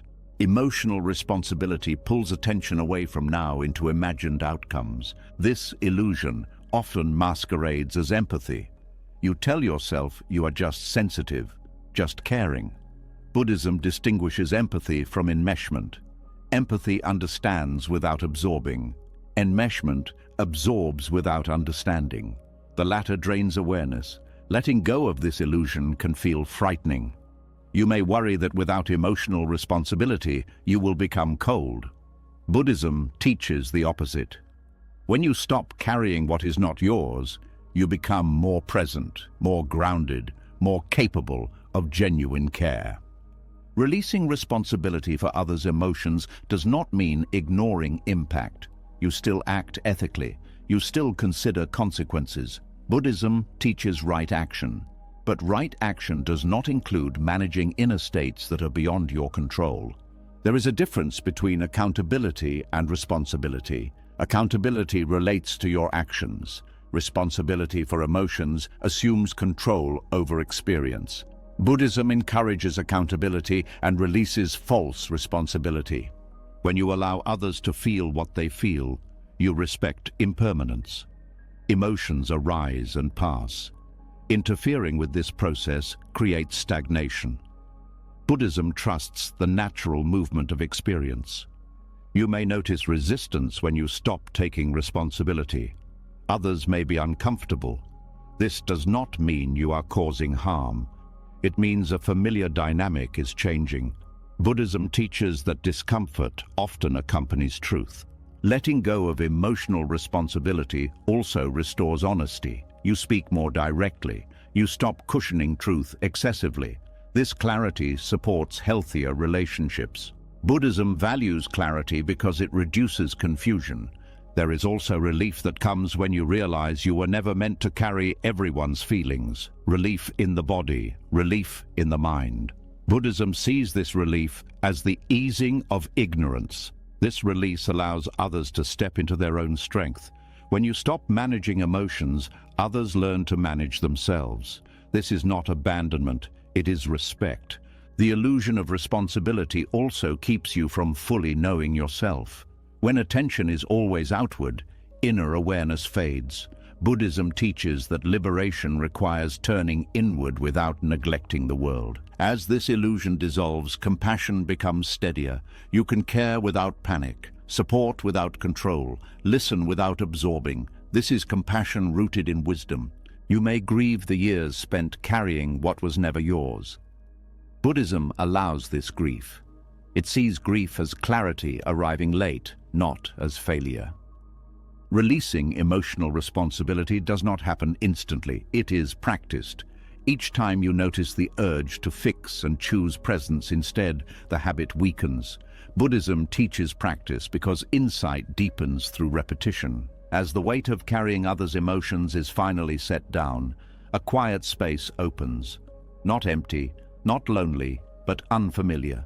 In that space, a new question arises, not about connection, but about distance. About stepping back without disappearing, about choosing solitude without turning away from life itself. Solitude is often misunderstood. Many people hear it as rejection, withdrawal, avoidance. Buddhism makes a careful distinction. There is a form of solitude that comes from fear, and there is a form that comes from clarity. One shrinks the world, the other allows you to meet it more honestly. Avoidance-driven solitude is reactive. It happens when the world feels overwhelming, when emotions feel too loud, when relationships feel too demanding. In this state, solitude is used as a shield. You withdraw not to listen, but to escape. Buddhism does not condemn this response. It understands that sometimes retreat is the only way the system can regulate. but it also teaches that escape does not lead to freedom. It only postpones engagement. Sacred solitude is different. It is chosen, not forced. It is entered with awareness, not fear. It is not about hiding from the world, but about returning to yourself so you can meet the world without distortion. Buddhism values this kind of solitude because insight requires space. In everyday life, attention is constantly pulled outward. Conversations, responsibilities, expectations, stimulation. Over time, this outward pull fragments awareness. You respond automatically. You react habitually. Solitude interrupts this momentum. It slows the stream of input so the mind can see itself clearly. Buddhist practice has long included periods of withdrawal, not as rejection of society, but as a way to observe the mind without constant interference. When stimulation decreases, patterns become visible, thoughts repeat, emotions surface, restlessness appears. This is not failure, it is revelation. Avoidance seeks comfort. Sacred solitude seeks truth. Comfort tries to quiet discomfort quickly. Truth allows discomfort to speak. Buddhism teaches that discomfort is not the enemy. Unawareness is. Solitude creates conditions where awareness can deepen. There is often fear around choosing solitude. Fear of being forgotten, fear of missing out, fear of becoming disconnected. Buddhism addresses this fear by pointing to interdependence. Connection does not disappear when you step back. It becomes clearer. When you are no longer entangled, you relate more honestly. Sacred solitude is not isolation. Isolation cuts you off from life. Solitude brings you into deeper contact with it. The difference lies in intention. Are you withdrawing to numb or to know? Are you stepping back to avoid or to align? In avoidance, solitude feels heavy. Time drags, thoughts spiral. There is agitation beneath the quiet. In sacred solitude, there may still be discomfort, but there is also curiosity. You observe what arises instead of trying to suppress it. Buddhism encourages this observation because insight grows from seeing patterns, not escaping them. Choosing solitude also challenges identity. Without constant interaction, roles fall away. You are no longer the helper, the fixer, the responder. This can feel unsettling. Buddhism teaches that identity is maintained through repetition. Solitude disrupts repetition, allowing you to see who you are without performance. Many people fear that solitude means disengagement from responsibility. Buddhism clarifies that withdrawal can be temporary and purposeful. Monastics retreat and return. Lay practitioners step back and re-engage. Solitude is a rhythm, not a permanent state. Avoidance-driven withdrawal often lacks clarity about return. You pull away without knowing when or how you will come back. Sacred solitude includes intention to re-enter. You step back to see clearly so that engagement can be wiser. Solitude also reveals attachment. Without distraction, desires surface. Cravings become obvious. Aversion shows itself. Buddhism teaches that seeing attachment clearly weakens it. Solitude is a mirror. It does not create problems, it reveals them. There is also grief that may appear in solitude. Grief that was postponed by busyness, sadness that had no space. Buddhism welcomes this grief. It understands that feeling what was delayed is part of healing. Sacred solitude requires boundaries. It is chosen, not drifted into. You set conditions. You protect the space. Buddhism values discipline not as control, but as support for awareness. Without structure, solitude can slide into rumination. Avoidance often comes with blame. You withdraw because others are too much. Sacred solitude comes with responsibility. You withdraw to understand your own reactions. This responsibility keeps solitude from becoming resentment. Solitude also strengthens discernment. Without constant input, you notice what truly matters, what drains energy, what nourishes. Buddhism teaches discernment as a key aspect of wisdom. Solitude sharpens it. Choosing solitude can feel selfish in a culture that equates availability with worth. Buddhism challenges this assumption. It teaches that a mind that is never alone cannot know itself. Without knowing yourself, your engagement with others remains reactive. Sacred solitude is not about cutting ties. It is about loosening them enough to see clearly. When attachment softens, connection becomes freer. You return not out of obligation, but out of choice. There is also humility in solitude. You see how busy the mind is, how restless, how repetitive. Buddhism does not judge this. It sees it as the starting point of insight. Avoidance avoids discomfort. Sacred solitude sits with it. This sitting builds capacity. You learn that discomfort rises and falls. You do not need to flee. This learning carries back into the world. Solitude also reveals inner resources. Without external validation, you discover what steadies you: breath, awareness, simple presence. Buddhism teaches that these resources are always available, but rarely noticed in noise. Choosing solitude without escaping the world means you do not use it to avoid necessary conversations or responsibilities. You return when clarity is gained. Buddhism emphasizes this return. Wisdom is tested in relationship, not in isolation. There may be resistance from others when you choose solitude. Misunderstanding, assumptions. Buddhism teaches that being misunderstood is part of practice. You cannot live aligned and avoid all friction. Sacred solitude also reduces dependency. You stop relying on constant feedback. You trust your own experience. This trust strengthens autonomy without hardening the heart. Avoidance-driven solitude often ends in stagnation. Sacred solitude leads to movement. Not frantic movement, but intentional action. You see more clearly what needs to change. Solitude teaches patience. Without stimulation, time slows. You learn to stay with moments. Buddhism values patience because insight unfolds at its own pace. Choosing solitude is not a rejection of love. It is a refinement of it. Love that includes space breathes. Love without space suffocates. As solitude deepens, you may notice a quieter sense of presence. Not excitement, not escape, just steadiness. Buddhism points to this steadiness as a sign of alignment. Sacred solitude also prepares you for uncertainty. When you can be with yourself without distraction, uncertainty loses its threat. Buddhism teaches that uncertainty is inherent. Solitude helps you make peace with it. This choice does not remove you from the world. It changes how you meet it. You return less reactive, less entangled, more attentive. As solitude clarifies what belongs to you and what never did, another pattern begins to reveal itself. One that hides in plain sight. One that wears the mask of virtue. The pattern that looks like humility, but quietly feeds identity. This is where a deeper illusion comes into focus, one that challenges the belief that denying the self always dissolves the ego. Selflessness is often praised as the highest good. To give without asking, to put others first, to erase personal desire.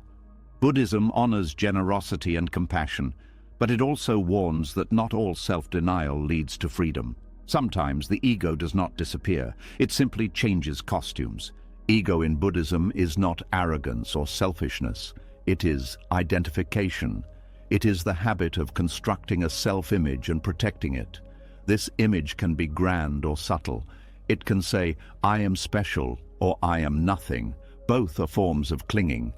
Excessive self-denial often hides a refined ego, one that takes pride in disappearing. When you deny yourself constantly, it can feel pure. You are not demanding, you are not taking, you are not asserting. But look closer.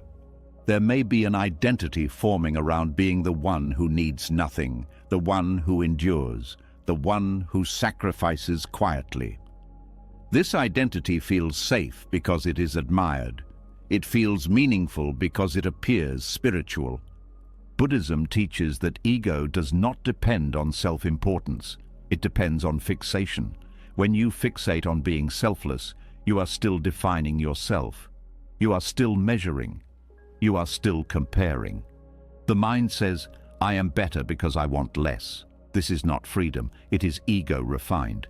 Excessive self-denial often comes from fear, not wisdom. Fear of desire, fear of attachment, fear of being ordinary, fear of being seen. Instead of meeting these fears directly, the mind chooses absence. It avoids wanting altogether. Buddhism teaches that avoiding desire is not the same as understanding it. Suppression does not liberate, awareness does. There is also control hidden in self-denial. When you refuse your own needs, you may feel morally superior. You are not asking, you are not dependent, you are not vulnerable.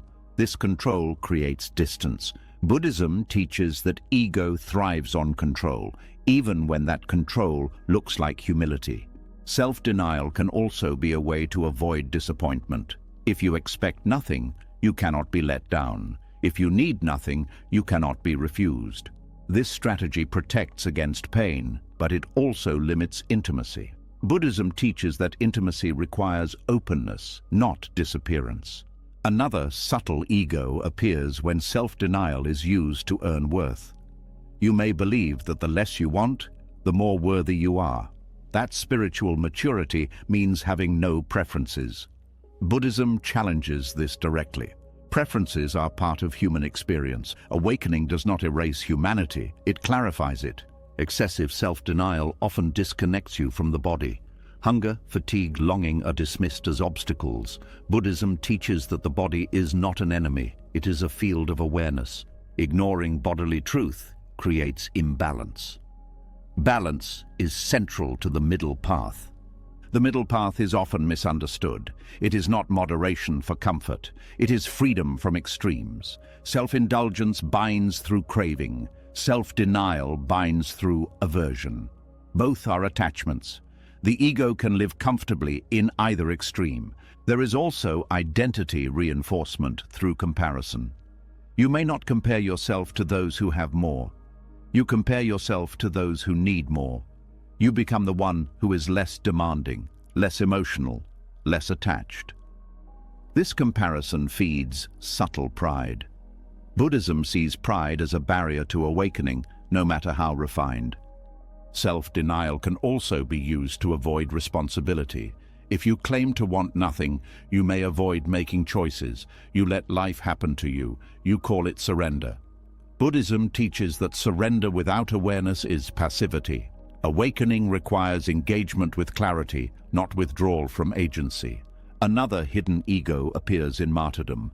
You suffer silently and expect recognition, even if unconsciously. When recognition does not come, resentment grows. Buddhism teaches that resentment is a sign of attachment. True selflessness leaves no residue. Excessive self-denial also limits compassion. When you deny your own needs, you may judge others for having them. You may see desire as weakness. Buddhism teaches compassion includes understanding the full range of human experience. Denying desire creates separation. There is also fear of power beneath self-denial, power to choose, power to speak, power to take up space. Buddhism teaches that power itself is not the problem. Attachment to power is. Avoiding power entirely is another way to avoid responsibility.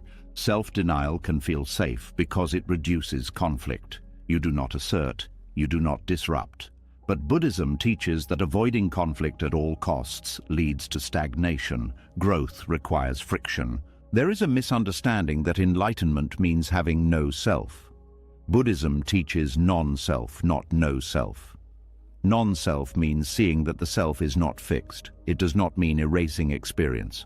When self-denial tries to eliminate experience, it misunderstands the teaching.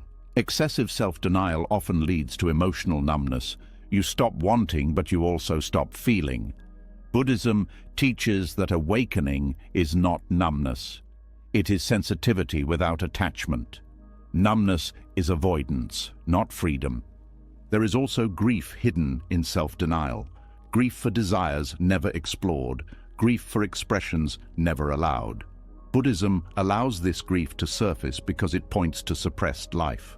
Self-denial can delay healing by preventing honest inquiry. If you believe wanting is wrong, you will not examine what you want. Buddhism teaches that inquiry dissolves craving.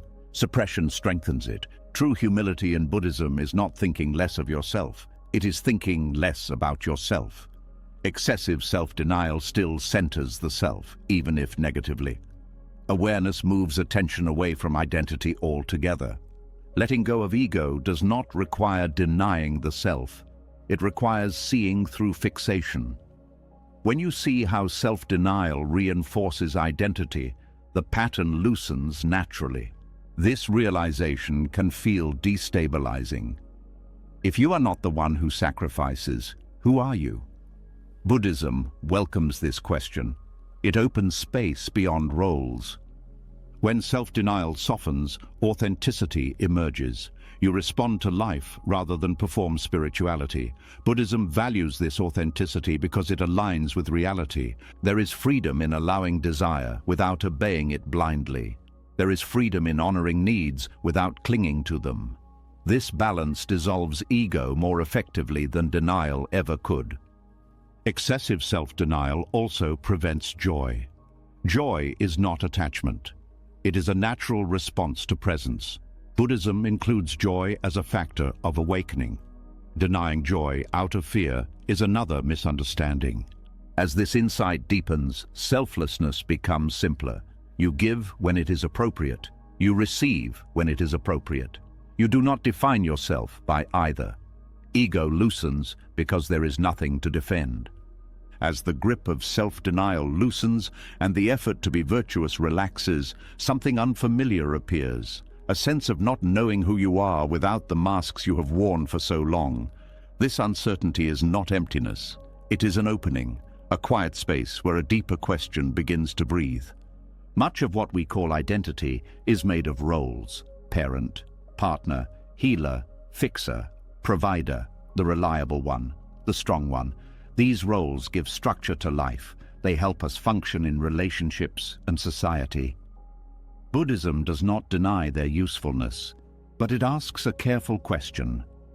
What happens when you believe these roles are who you are? Roles are forms. They arise in response to conditions. A child appears, and the role of parent forms. A relationship begins, and the role of partner takes shape. Someone is in pain, and the role of healer activates. These roles are not false, but when you cling to them as identity, suffering follows. Clinging happens quietly. You begin to measure yourself by how well you perform a role. Your worth becomes tied to how useful you are, how needed, how consistent. When the role is affirmed, you feel solid. When it is questioned or removed, you feel lost. Buddhism teaches that anything that creates fear when it changes is not the self.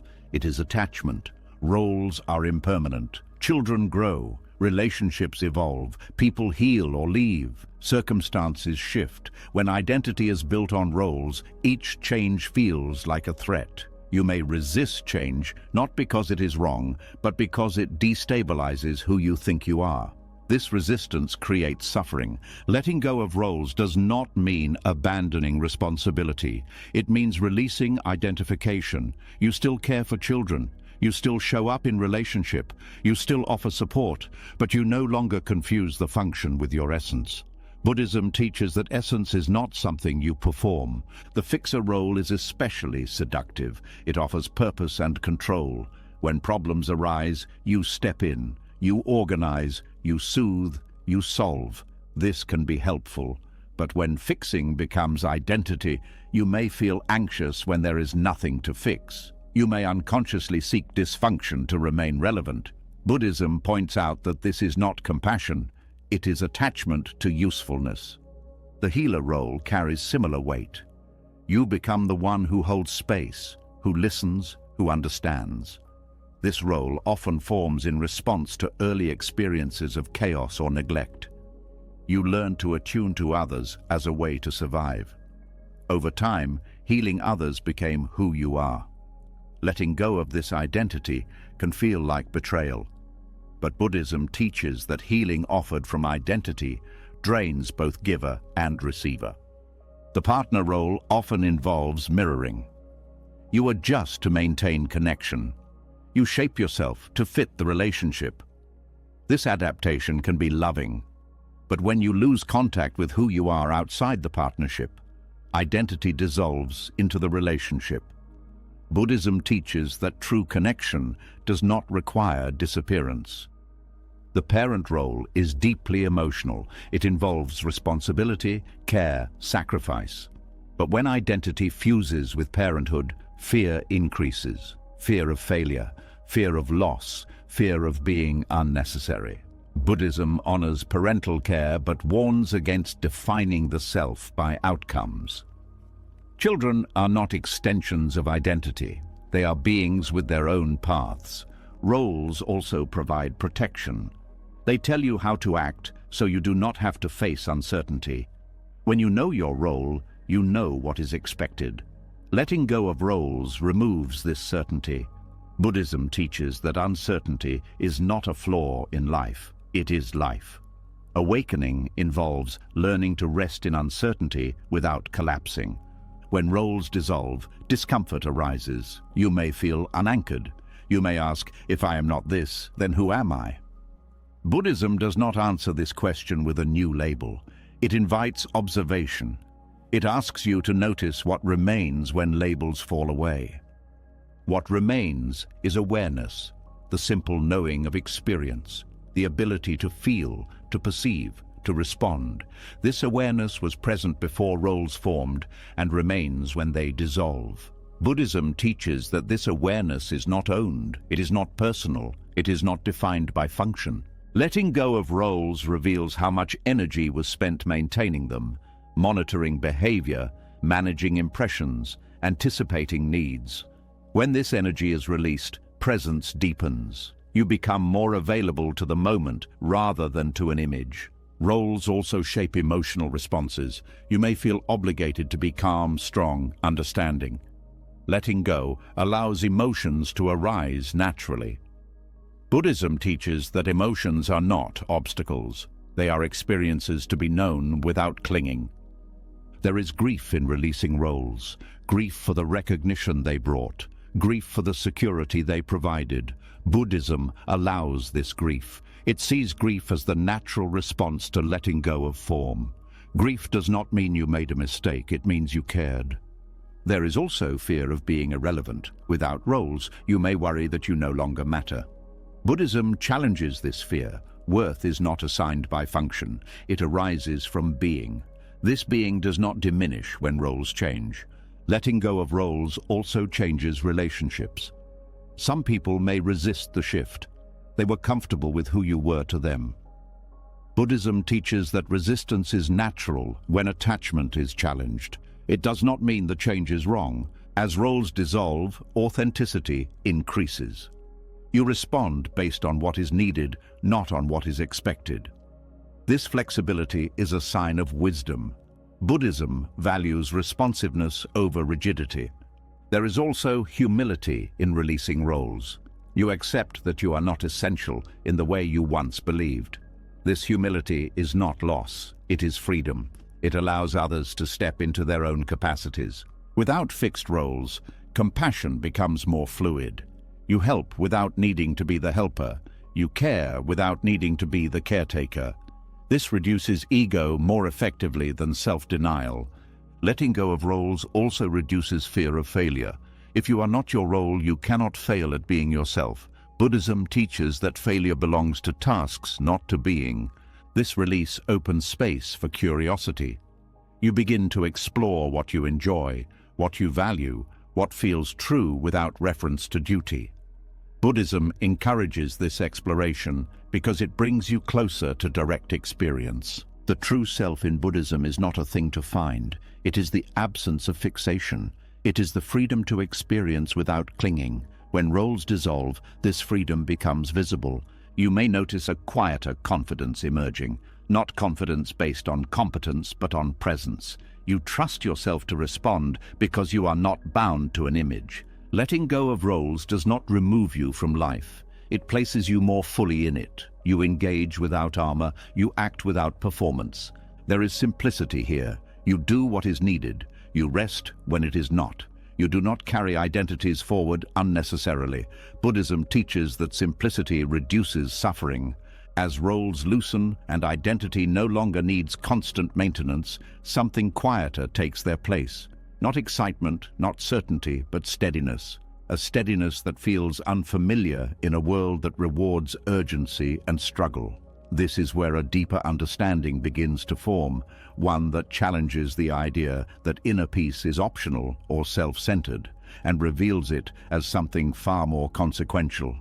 Inner peace is often misunderstood as withdrawal, as calm detached from responsibility, as a private luxury reserved for those with fewer burdens. Buddhism turns this belief inside out. It teaches that inner peace is not an escape from the world, but one of the most ethical contributions you can make to it. Every action begins in the mind. Every word, every reaction, every decision arises from an internal state. When the mind is agitated, fearful, resentful, or exhausted, that state does not stay contained. It leaks, it shapes tone, it influences behavior, it spreads tension quietly. Buddhism teaches that suffering is contagious, not because people intend harm, but because unexamined inner states ripple outward. When you neglect your own peace, you do not suffer alone. Your unrest enters conversations, it colors relationships, it influences choices. Even silence carries it. Inner turmoil becomes shared turmoil, often without words. Buddhism understands this deeply. This is why tending to inner peace is not indulgence, it is responsibility. Many people believe they must sacrifice peace to be useful. That calm means complacency. That rest means disengagement. Buddhism rejects this false trade-off. It teaches that clarity increases effectiveness. A peaceful mind responds more wisely. It sees more clearly. It creates less unnecessary harm. Inner peace is not passivity, it is regulation. It allows you to act without reactivity, to speak without aggression, to listen without defensiveness. In this way, peace becomes an ethical stance. You reduce harm simply by reducing internal chaos. Collective suffering is built from countless individual moments of unexamined reaction. Sharp words spoken from fatigue, decisions made from fear, boundaries ignored from guilt. None of these moments are dramatic on their own. Together, they form patterns of harm. Buddhism teaches that reducing suffering begins at its smallest point of origin, the mind. There is a moral misunderstanding that caring for yourself takes resources away from others. Buddhism reframes this. When you tend to your own peace, you increase your capacity to be present. Presence is not a limited resource, it multiplies. One regulated person can stabilize a room. One grounded response can interrupt escalation. Inner peace also affects how you hold disagreement. Without peace, disagreement feels threatening. You defend, you argue, you withdraw. With peace, disagreement becomes information. You can stay engaged without losing yourself. Buddhism values this ability because it prevents division from hardening into hostility. There is also a difference between urgency and importance. A restless mind confuses the two. Everything feels immediate. Everything demands reaction. Buddhism teaches discernment. Peace allows you to see what truly matters. This discernment reduces unnecessary action, which reduces unnecessary harm. When inner peace is absent, even good intentions can cause damage. You may help compulsively. You may fix without listening. You may push when space is needed. Buddhism teaches that intention must be supported by clarity. Peace provides that clarity. There is a nervous system dimension to this. A dysregulated system transmits stress through tone, posture, pacing. Others feel it even if they cannot name it. When you regulate yourself, you reduce this transmission. Buddhism recognizes this embodied impact long before modern psychology named it. Inner peace also protects against moral exhaustion. Many people burn out trying to care about everything. Buddhism teaches that equanimity is essential. Equanimity does not mean indifference. It means caring without being consumed. This preserves compassion over time. There is also honesty in tending to peace. You stop pretending you can function well while depleted. You acknowledge limits. Buddhism teaches that ignoring limits creates suffering, not strength. Peace grows when limits are respected. Inner peace reduces the urge to control. When you are calm, You do not need to manage outcomes as aggressively. You trust process more. This trust reduces conflict. Buddhism teaches that clinging to control is a major source of suffering. Peace loosens this grip. There is a social impact to this. Calm people do not escalate situations unnecessarily. They listen longer. They pause before responding. These small pauses change dynamics. They slow harm. Buddhism sees this as right action emerging naturally from right mind. Tending to peace also challenges cultural conditioning. Many societies reward stress. They equate busyness with worth. Buddhism questions this deeply. A peaceful person resists harmful norms simply by living differently. Inner peace is also essential for ethical clarity. When the mind is overwhelmed, ethical decisions become reactive. You choose what relieves pressure rather than what aligns with values. Peace allows values to guide action. There is also courage required here. Choosing peace may disappoint others. It may slow productivity. It may challenge expectations. Buddhism teaches that courage is not loud. It is the willingness to stay aligned even when misunderstood. Peace also improves boundaries. When you are calm, you can say no without hostility. You can disengage without resentment. This reduces relational harm. Buddhism values boundaries because they protect conditions for awakening. Inner peace is not permanent. Buddhism does not promise constant calm. It teaches practice. Peace is tended, not possessed. Each moment of awareness contributes. Each return to the present reduces suffering incrementally. There is also humility in peace. You accept that you cannot fix everything. You focus on what you can influence, your responses. Buddhism teaches that this focus is liberating. When you tend to your peace, you model something powerful. Others see that it is possible to be present without chaos. This modeling has impact beyond words. Buddhism understands the power of example. Peace also creates space for wisdom to arise. Insight requires stillness. Without peace, the mind is too busy defending to see clearly. Buddhism places peace as a foundation for understanding, not as an outcome. Inner peace reduces collective suffering not through grand gestures, but through consistency. Through fewer reactive moments, through less emotional harm, through more clarity. There is also self-respect in tending to peace. You acknowledge that your inner life matters. Buddhism teaches that denying this is a form of ignorance. Awareness begins with respect for experience. As peace deepens, actions simplify. You do less, but what you do is more aligned. Buddhism values this simplicity because it reduces error. Tending to peace also prepares you for uncertainty. A calm mind can face change without collapse. This resilience reduces panic-driven harm. Inner peace is not a withdrawal from moral responsibility. It is its foundation. Without it, responsibility becomes reactive and rigid. With it, responsibility becomes responsive and humane. As inner peace becomes something you actively tend rather than something you chase, a quiet conflict often appears, not inside you, but between you and the world. You feel clearer, calmer, more honest, and yet something feels unsettled. Not because you are wrong, but because you are no longer performing in ways others expect. This is where another truth asks for courage, the courage to stand steady when you are no longer understood. Being misunderstood is one of the deepest fears people carry. Not because misunderstanding is painful on its own, but because it threatens belonging.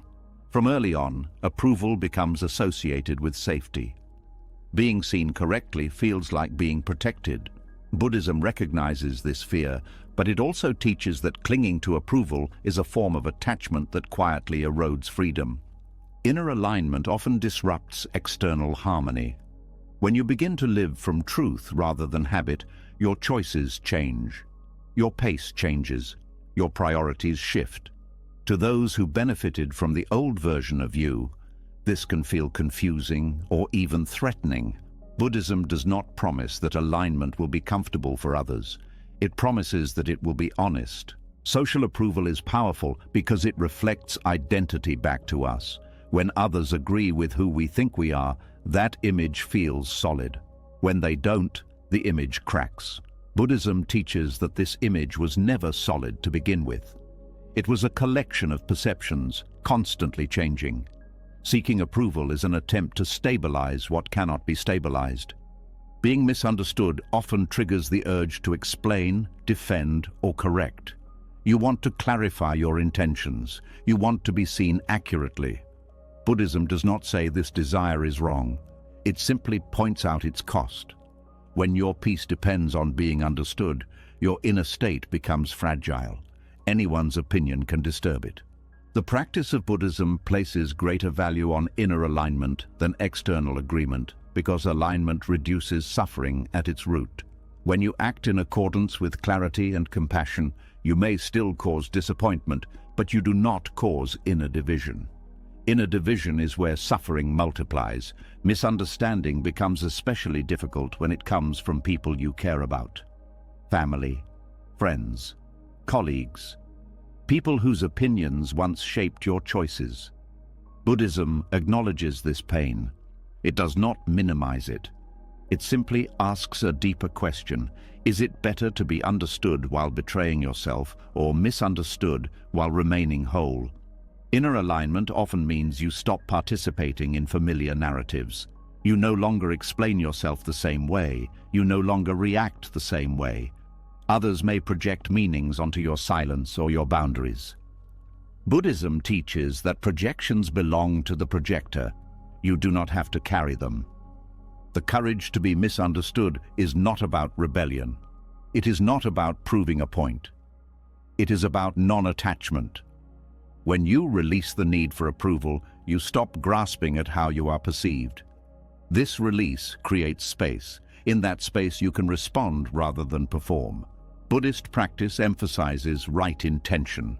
Intention is internal. It is known directly only by you.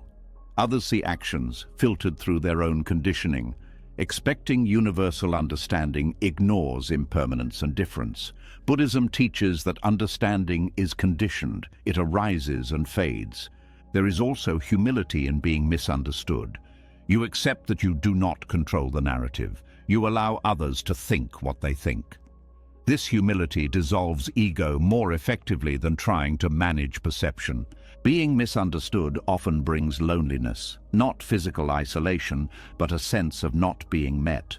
Buddhism does not rush to fix this loneliness. It sees it as part of releasing dependency. When approval loosens, a quieter companionship emerges, the companionship of being at ease with yourself. Many people confuse being misunderstood with being wrong. Buddhism separates these. You can be aligned and still be misunderstood. Truth does not require consensus. History is full of examples where clarity preceded acceptance. Inner alignment also simplifies decision-making. You stop checking in with imagined reactions. You listen inwardly. This does not make choices easy, but it makes them clear. Buddhism values clarity over comfort because clarity reduces regret. The fear of misunderstanding often keeps people silent. They withhold truth to maintain image. Buddhism teaches that right speech includes timeliness and care, but it does not include self-erasure. Silence chosen from fear is not peace, it is suppression. There is also a bodily experience to being misunderstood. Tightness, heat, constriction. Buddhism teaches mindfulness of the body precisely because these sensations reveal attachment. When you feel them and stay present, the attachment weakens. Being misunderstood can activate old wounds, memories of rejection, shame, exclusion. Buddhism encourages compassion here. These reactions are conditioned responses. They do not define the present moment. Inner alignment does not mean indifference to others. It means honesty without dependency. You can care deeply and still allow misunderstanding. Buddhism teaches that care without clinging is the middle way. There is freedom in no longer rehearsing how you will be perceived. Mental energy returns, creativity opens, presence deepens. Buddhism sees this as the natural result of releasing attachment to reputation. Misunderstanding also reveals who relates to you through role rather than presence. When you change, some connections weaken. This is not loss in the Buddhist sense, it is impermanence revealing truth. The courage to be misunderstood grows with practice. Each time you choose alignment over approval, confidence stabilizes. Not confidence in being right, but confidence in being honest. Buddhist monks and practitioners throughout history accepted misunderstanding as part of the path, not because they sought it, but because truth often disrupts comfort. This acceptance was not dramatic. It was steady. Being misunderstood also teaches patience.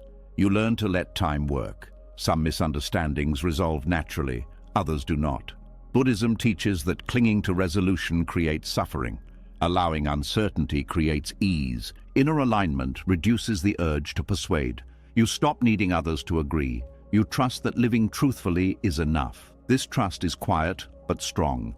There is also relief when you realize you do not have to be seen correctly by everyone. This relief softens the heart. It reduces defensiveness. Buddhism teaches that defensiveness is a sign of attachment.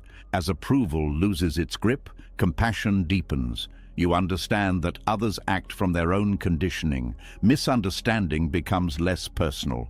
This understanding reduces resentment. The courage to be misunderstood does not make you rigid. It makes you flexible. You can listen without collapsing. You can adjust without betraying yourself. Buddhism values this flexibility because it reflects non-attachment. There will still be moments when misunderstanding hurts. Buddhism does not promise immunity. It promises capacity, the capacity to feel without being consumed. Inner alignment becomes a refuge here. When you know you acted from clarity, external reactions lose some of their power. This is not superiority, it is steadiness. As the courage to be misunderstood settles into the body, another pattern quietly comes into view. A pattern that once felt noble, even healing. One that earned gratitude, praise, and a sense of purpose. And yet beneath it, something remains untouched. This is where the next truth begins to surface, not to accuse, but to clarify. Helping others is often seen as the highest expression of goodness. It gives life meaning. It connects you to something larger than yourself. Buddhism honors compassion deeply, but it also asks a question that is rarely asked. Are you helping because you are present, or because you are avoiding something within yourself? There is a subtle difference between service that arises from clarity and service that arises from discomfort. When helping is grounded in awareness, it feels steady. It does not rush. It does not drain. When helping is used as distraction, it feels urgent, compulsive, necessary. You feel uneasy when you are not useful. Stillness becomes uncomfortable. Silence feels empty. Altruism becomes avoidance when it keeps attention permanently outward. You are always responding, fixing, supporting. There is no room left to notice your own emotions. Buddhism teaches that avoidance is not always obvious. Sometimes it looks like virtue. Many people discover early that helping others earns safety. Praise replaces criticism. Gratitude replaces neglect. Over time, being helpful becomes a strategy. You stay busy so you do not have to feel. You focus on others so you do not have to turn inward.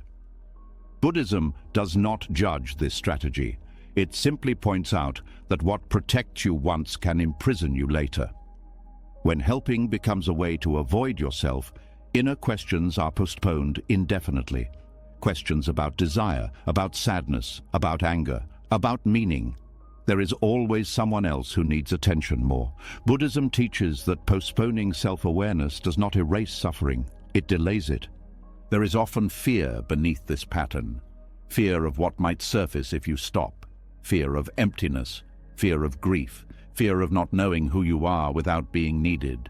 Helping keeps these fears at bay. It provides structure. It gives identity. Buddhism teaches that identity built on avoidance is fragile. Altruism, used as distraction, also creates dependency. Others come to rely on you not just for help, but for regulation. You become the stabilizer. This may feel important, but it also prevents others from developing their own capacity. Buddhism teaches that compassion supports autonomy, not reliance. There is also exhaustion that comes from this pattern. You may feel tired but unable to rest, guilty when you slow down. Rest feels undeserved. Buddhism sees this guilt as conditioning. You learn that worth comes from usefulness. This belief turns helping into obligation. Helping as avoidance often lacks boundaries. You say yes automatically. You overextend. You ignore signals of fatigue. Buddhism teaches that ignoring the body is a form of ignorance. The body is where truth speaks first. There is also emotional numbness that can develop. When your attention is always outward, your inner world becomes unfamiliar. You may struggle to name your own feelings. Buddhism teaches that emotional awareness is essential for awakening. Without it, compassion becomes mechanical. Another sign of this pattern is discomfort with receiving. When you help to avoid yourself, receiving brings attention back to you. It exposes vulnerability. Buddhism teaches that giving and receiving are two sides of the same flow. Blocking one blocks the other. Helping others can also provide moral cover. As long as you are doing good, you do not have to examine your own pain. Buddhism challenges this gently. Good actions do not replace awareness. They must be accompanied by it. There is also fear of being ordinary beneath compulsive helping. Helping makes you special, needed, different. Without it, you may feel invisible. Buddhism teaches that craving specialness is another form of ego. Awakening involves becoming ordinary in the deepest sense. When altruism becomes avoidance, compassion becomes restless. You rush to help before being asked. You fix problems that are not yours. Buddhism teaches that wisdom knows when not to act. Non-action can be as compassionate as action. There is often resistance to acknowledging this pattern because it threatens identity. If you are not the helper, who are you? Buddhism welcomes this uncertainty. It sees it as fertile ground for insight. Turning inward after years of outward focus can feel uncomfortable. Emotions may surface abruptly. Grief that was delayed, anger that was suppressed. Buddhism teaches that this surfacing is not regression. It is release. Helping others as avoidance also affects relationships. You may feel resentful when help is not appreciated, hurt when it is no longer needed. Buddhism teaches that these reactions reveal attachment. True compassion leaves no residue. There is also a subtle form of control in compulsive helping. By fixing others, you avoid facing your own lack of control. Buddhism teaches that control is illusory. Letting go of it brings peace. Recognizing altruism as distraction does not mean stopping all help. It means changing your relationship to it. Helping becomes a choice rather than a compulsion. Buddhism values choice because it arises from awareness. When you allow yourself to stop helping temporarily, something important happens. Attention returns inward. You begin to notice sensations, thoughts, emotions that were bypassed. Buddhism teaches that this noticing is the beginning of freedom. There may be discomfort here, boredom, restlessness, a sense of emptiness. Buddhism does not rush to fill this emptiness. It allows it to be felt. Emptiness is not lack, it is space. In that space, self-awareness grows. You begin to understand why you helped the way you did, not with blame, but with compassion. Buddhism teaches self-compassion as part of wisdom. Helping others from a place of presence feels different. There is no urgency, no depletion. You help when asked. You stop when tired. You trust others to handle their lives. Buddhism teaches that trust is essential for non-attachment. When altruism is no longer used as avoidance, relationships become more balanced. You meet others as equals, not as projects. Buddhism teaches that equality reduces suffering. This shift also restores creativity. When energy is no longer consumed by constant helping, it becomes available for exploration. Joy returns. Curiosity awakens. Buddhism includes joy as part of the path. You may also notice resistance from others when you change this pattern. They were used to your availability. Buddhism teaches that resistance is part of impermanence. It does not mean you are wrong. Recognizing altruism as distraction is a mature insight. It does not diminish kindness, it refines it. Buddhism teaches that refined compassion is guided by clarity. Helping others without avoiding yourself allows you to be present with your own life. You stop living through others' needs. You begin to live directly. Buddhism sees this as essential for awakening. As attention turns back from constant helping and settles more fully inside, another deeply praised habit begins to stand out, one that has been mistaken for strength for generations, one that is often rewarded, admired, and encouraged, the habit of enduring quietly. This is where a long-held misunderstanding begins to loosen. Silent suffering is often treated as noble, staying quiet, holding it together, carrying pain without complaint. Many people were taught that this is maturity, that resilience means not needing anything, that strength means enduring without expression. Buddhism does not agree.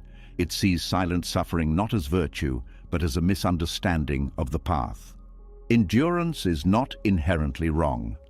There are moments in life where patience is necessary, where discomfort must be met without immediate escape. Buddhism teaches patience as a skill.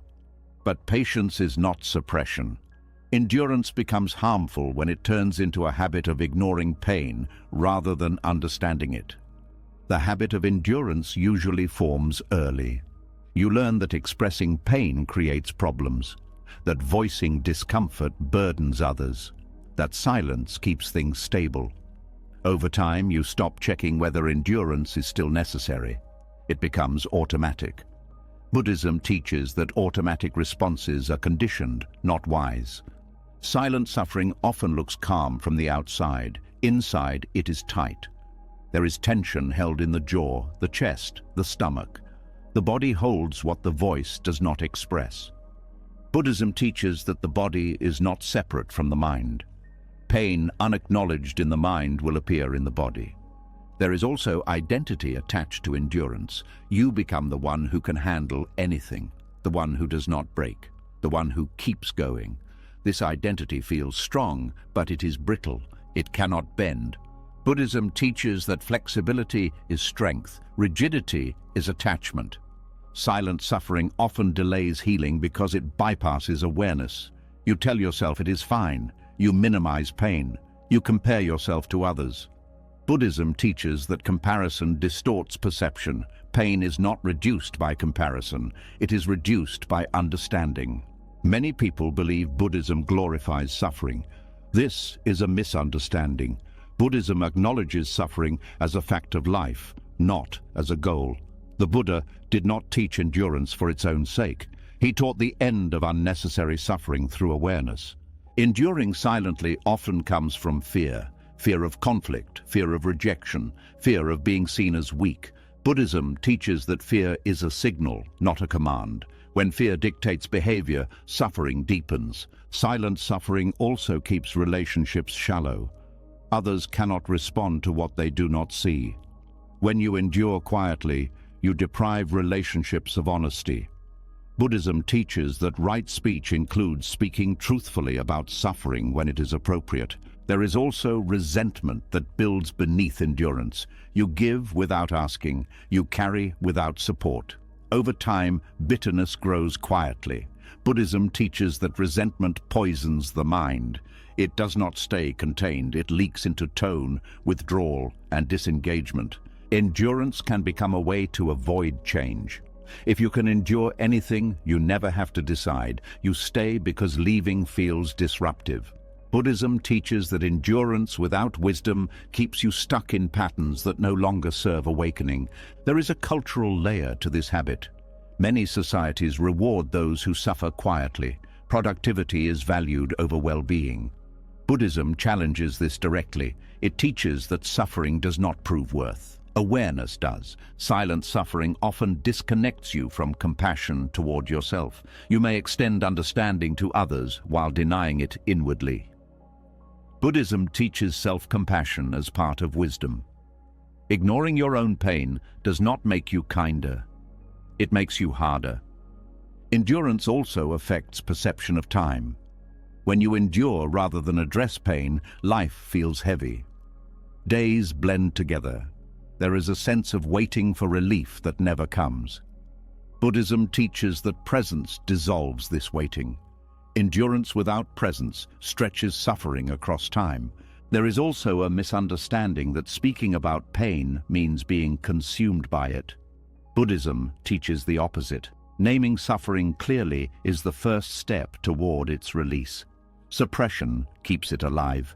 Healing the habit of endurance requires listening to the body, listening to emotions, listening to fatigue. Buddhism teaches mindfulness precisely because it restores this listening. Awareness brings pain into the light where it can change. There may be guilt when you stop enduring silently, guilt for needing help, guilt for speaking up.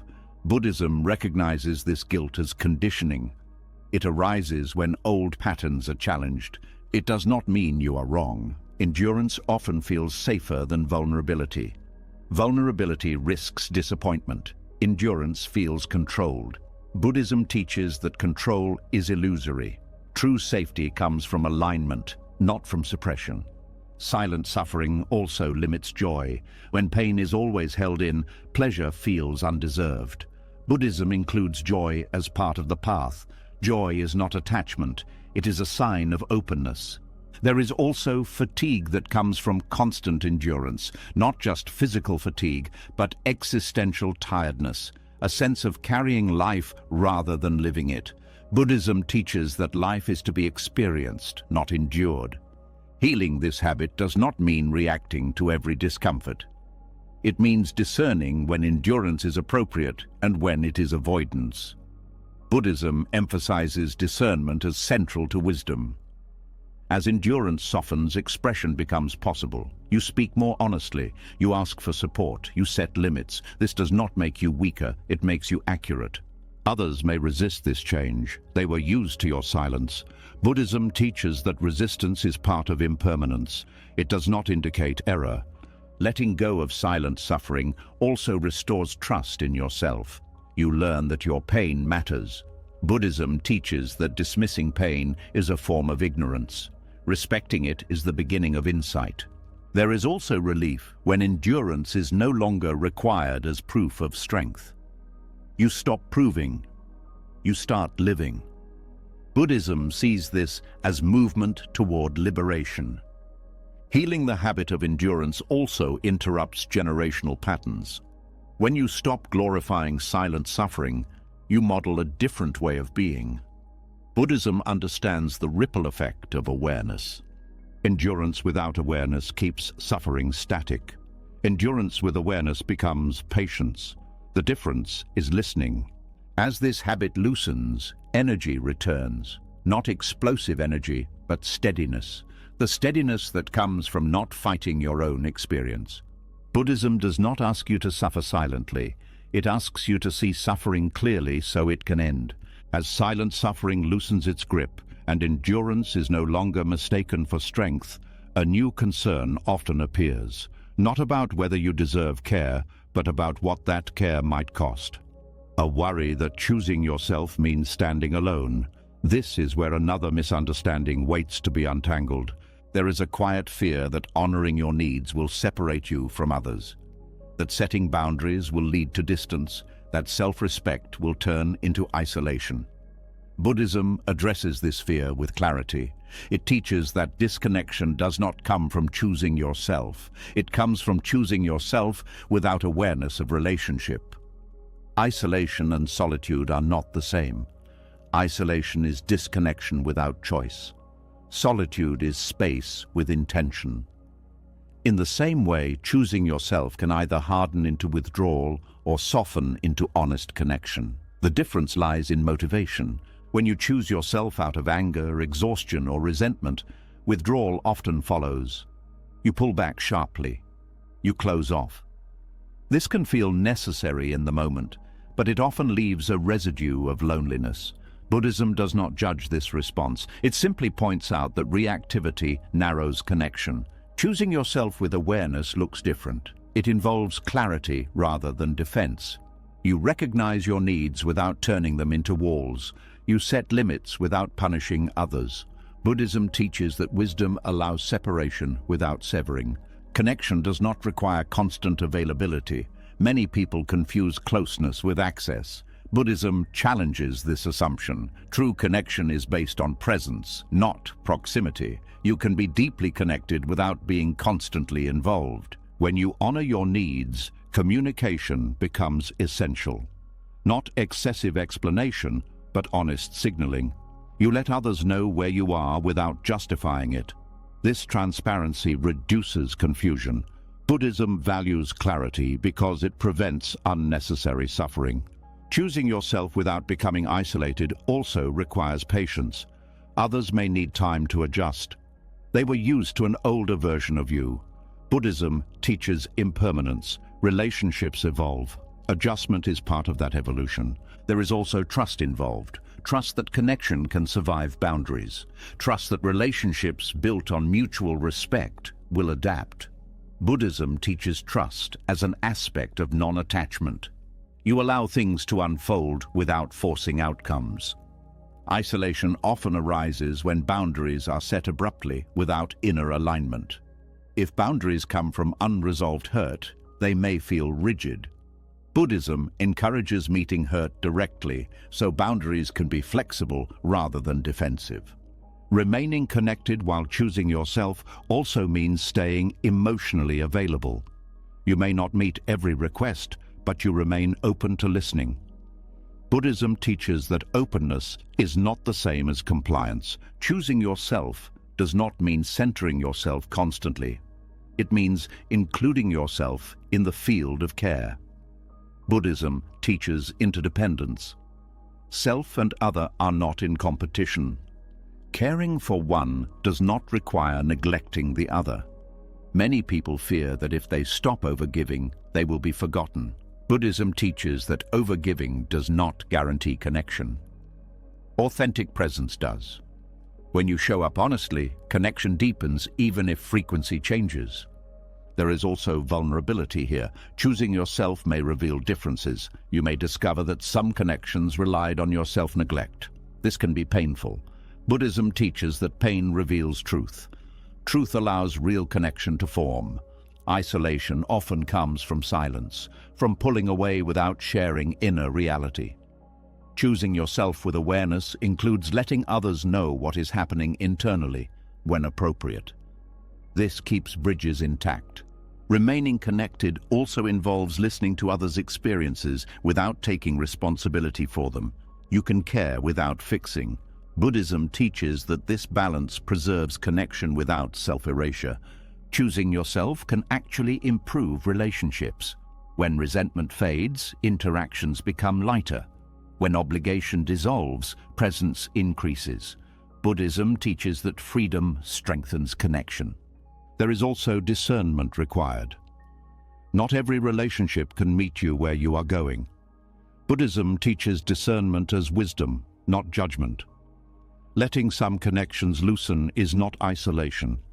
It is alignment. Staying connected does not mean staying the same. Growth changes dynamics. Buddhism teaches that clinging to sameness creates suffering. Allowing change reduces it. Choosing yourself without becoming isolated also requires self-compassion. You may make mistakes. You may pull back too much or not enough. Buddhism teaches that learning happens through experience, not perfection. Connection is not maintained by sacrifice. It is maintained by authenticity.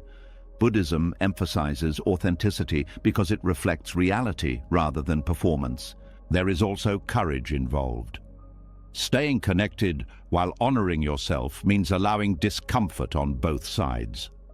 Buddhism teaches that discomfort is not a sign of harm. It is often a sign of growth. Choosing yourself can create space for others to choose themselves. When you stop carrying everything, others may step forward. Buddhism teaches that shared responsibility strengthens community. Isolation often stems from fear of conflict. Choosing yourself with awareness includes allowing disagreement. Buddhism teaches that harmony does not require agreement. It requires respect. Remaining connected also means staying curious. Curious about others' responses. Curious about your own reactions. Buddhism values curiosity because it keeps the heart open. Choosing yourself without isolation is a practice, not a one-time decision. Each interaction offers a chance to balance honesty and care. Buddhism emphasizes practice because balance is dynamic. There may be moments of loneliness. These moments are not failure. They are transitions. Buddhism teaches that transitions feel uncertain before they feel stable. Connection that survives your authenticity is resilient. Connection that requires your disappearance is fragile. Buddhism teaches that resilience reduces suffering over time. Choosing yourself allows you to show up more fully when you do engage. You are not depleted, you are not resentful. Presence becomes possible. Buddhism sees presence as the ground of compassion. Isolation decreases when you stop assuming that boundaries push people away. Often, they invite respect. Buddhism teaches that respect is the basis of right relationship. Staying connected also means accepting that not everyone will understand your choices. This does not require withdrawal, it requires steadiness. Buddhism teaches steadiness as equanimity. Choosing yourself without becoming isolated restores dignity. You are no longer trading connection for self-abandonment. Buddhism teaches that dignity supports awakening. As the balance between honoring yourself and staying connected becomes steadier, another quiet knowing begins to surface. A sense that staying too long changes something inside, that waiting past a certain point hardens the heart. This is where timing reveals itself not as impatience, but as wisdom. There is a common belief that leaving should only happen when things are unbearable, when anger explodes, when resentment is obvious, when damage is undeniable. Buddhism offers a gentler and more precise understanding. It teaches that wisdom often means leaving before bitterness forms, not after it has already taken root. Bitterness does not arrive suddenly. It grows slowly. It begins as mild discomfort, a small tightening in the chest, a hesitation before responding, a quiet dread that appears before certain interactions. These early signals are often ignored in the name of loyalty, patience, or hope. Buddhism teaches that ignoring early signals is how suffering deepens. Timing matters because the mind changes with prolonged misalignment. When you stay beyond your capacity, awareness narrows, compassion thins. You may still act kindly, but effort replaces sincerity. Over time, kindness becomes heavy. This heaviness is the soil where bitterness grows. Leaving early is often misunderstood as avoidance or selfishness. Buddhism reframes it as care, care for yourself, care for the relationship, care for what remains unspoken. Leaving before resentment forms preserves clarity. It allows separation without hostility. Bitterness alters perception. When it takes hold, you no longer see situations clearly. You interpret through accumulated hurt. Words feel sharper. Intentions feel suspect. Buddhism teaches that bitterness is a form of delusion. It distorts reality by filtering everything through pain. When you leave before bitterness forms, you leave with awareness intact. You can still recognize what was good. You can still feel gratitude. You can still hold respect. Leaving later often means leaving with anger, which binds you longer than staying ever did. There is also a karmic dimension to timing. Actions taken from clarity carry different momentum than actions taken from resentment. Buddhism teaches that intention shapes outcome. Leaving from awareness creates release. Leaving from bitterness creates residue that follows you forward. Many people wait to leave because they fear regret. They think enduring longer will protect them from doubt. Buddhism teaches the opposite. Staying past alignment often creates deeper regret. Not regret for leaving, but regret for ignoring inner wisdom. Bitterness also harms relationships beyond repair. When resentment accumulates, communication collapses. Even small issues trigger large reactions. Buddhism teaches that once the mind is saturated with aversion, skillful action becomes difficult. Leaving earlier preserves the possibility of respect. even if closeness ends. Timing also protects your nervous system. Prolonged misalignment keeps the system in a state of tension. This tension becomes baseline. Buddhism recognizes the body as an instrument of awareness. When it is strained too long, insight dulls. Leaving before bitterness forms requires trust. Trust in your inner signals. Trust that you do not need to reach a breaking point to justify change. Buddhism teaches that wisdom does not wait for collapse. It responds to subtlety. There is often guilt associated with early leaving. Guilt for not trying harder. Guilt for disappointing others. Buddhism understands this guilt as conditioning. It arises when you break from familiar patterns. It does not indicate wrongdoing. Bitterness is also contagious. When you stay while resentful, it spreads. Tone shifts. Patience shortens. Others feel it even if nothing is said. Leaving earlier prevents this transmission. Buddhism teaches that reducing suffering includes reducing the spread of resentment. There is a misconception that endurance proves love. Buddhism challenges this. Love does not require self-destruction. Love includes discernment. Leaving early can be an act of love when staying would poison what remains. Timing also affects how you carry experiences forward. When you leave with clarity, you integrate lessons more gently. When you leave with bitterness, lessons harden into defenses. Buddhism teaches that defenses limit future connection. Many people wait for certainty before leaving. Buddhism teaches that certainty is rare. Wisdom often acts with partial information but clear alignment. Waiting for certainty can be another form of avoidance. Leaving before bitterness forms does not mean leaving at the first sign of discomfort. It means paying attention to patterns, repeated signals, persistent misalignment. Buddhism teaches discernment, not impulsivity. There is also humility in leaving early. You accept that you cannot fix everything, that some situations do not improve with effort. Buddhism teaches that acceptance reduces suffering more effectively than struggle. Bitterness often arises when you override your own limits. When you say yes while feeling no. Leaving early honors limits before they are violated repeatedly. Buddhism sees honoring limits as wisdom, not weakness. Timing also shapes memory. How you remember a chapter of your life depends on how it ended. Leaving with respect allows memories to remain balanced. Leaving with bitterness often rewrites the entire story through pain.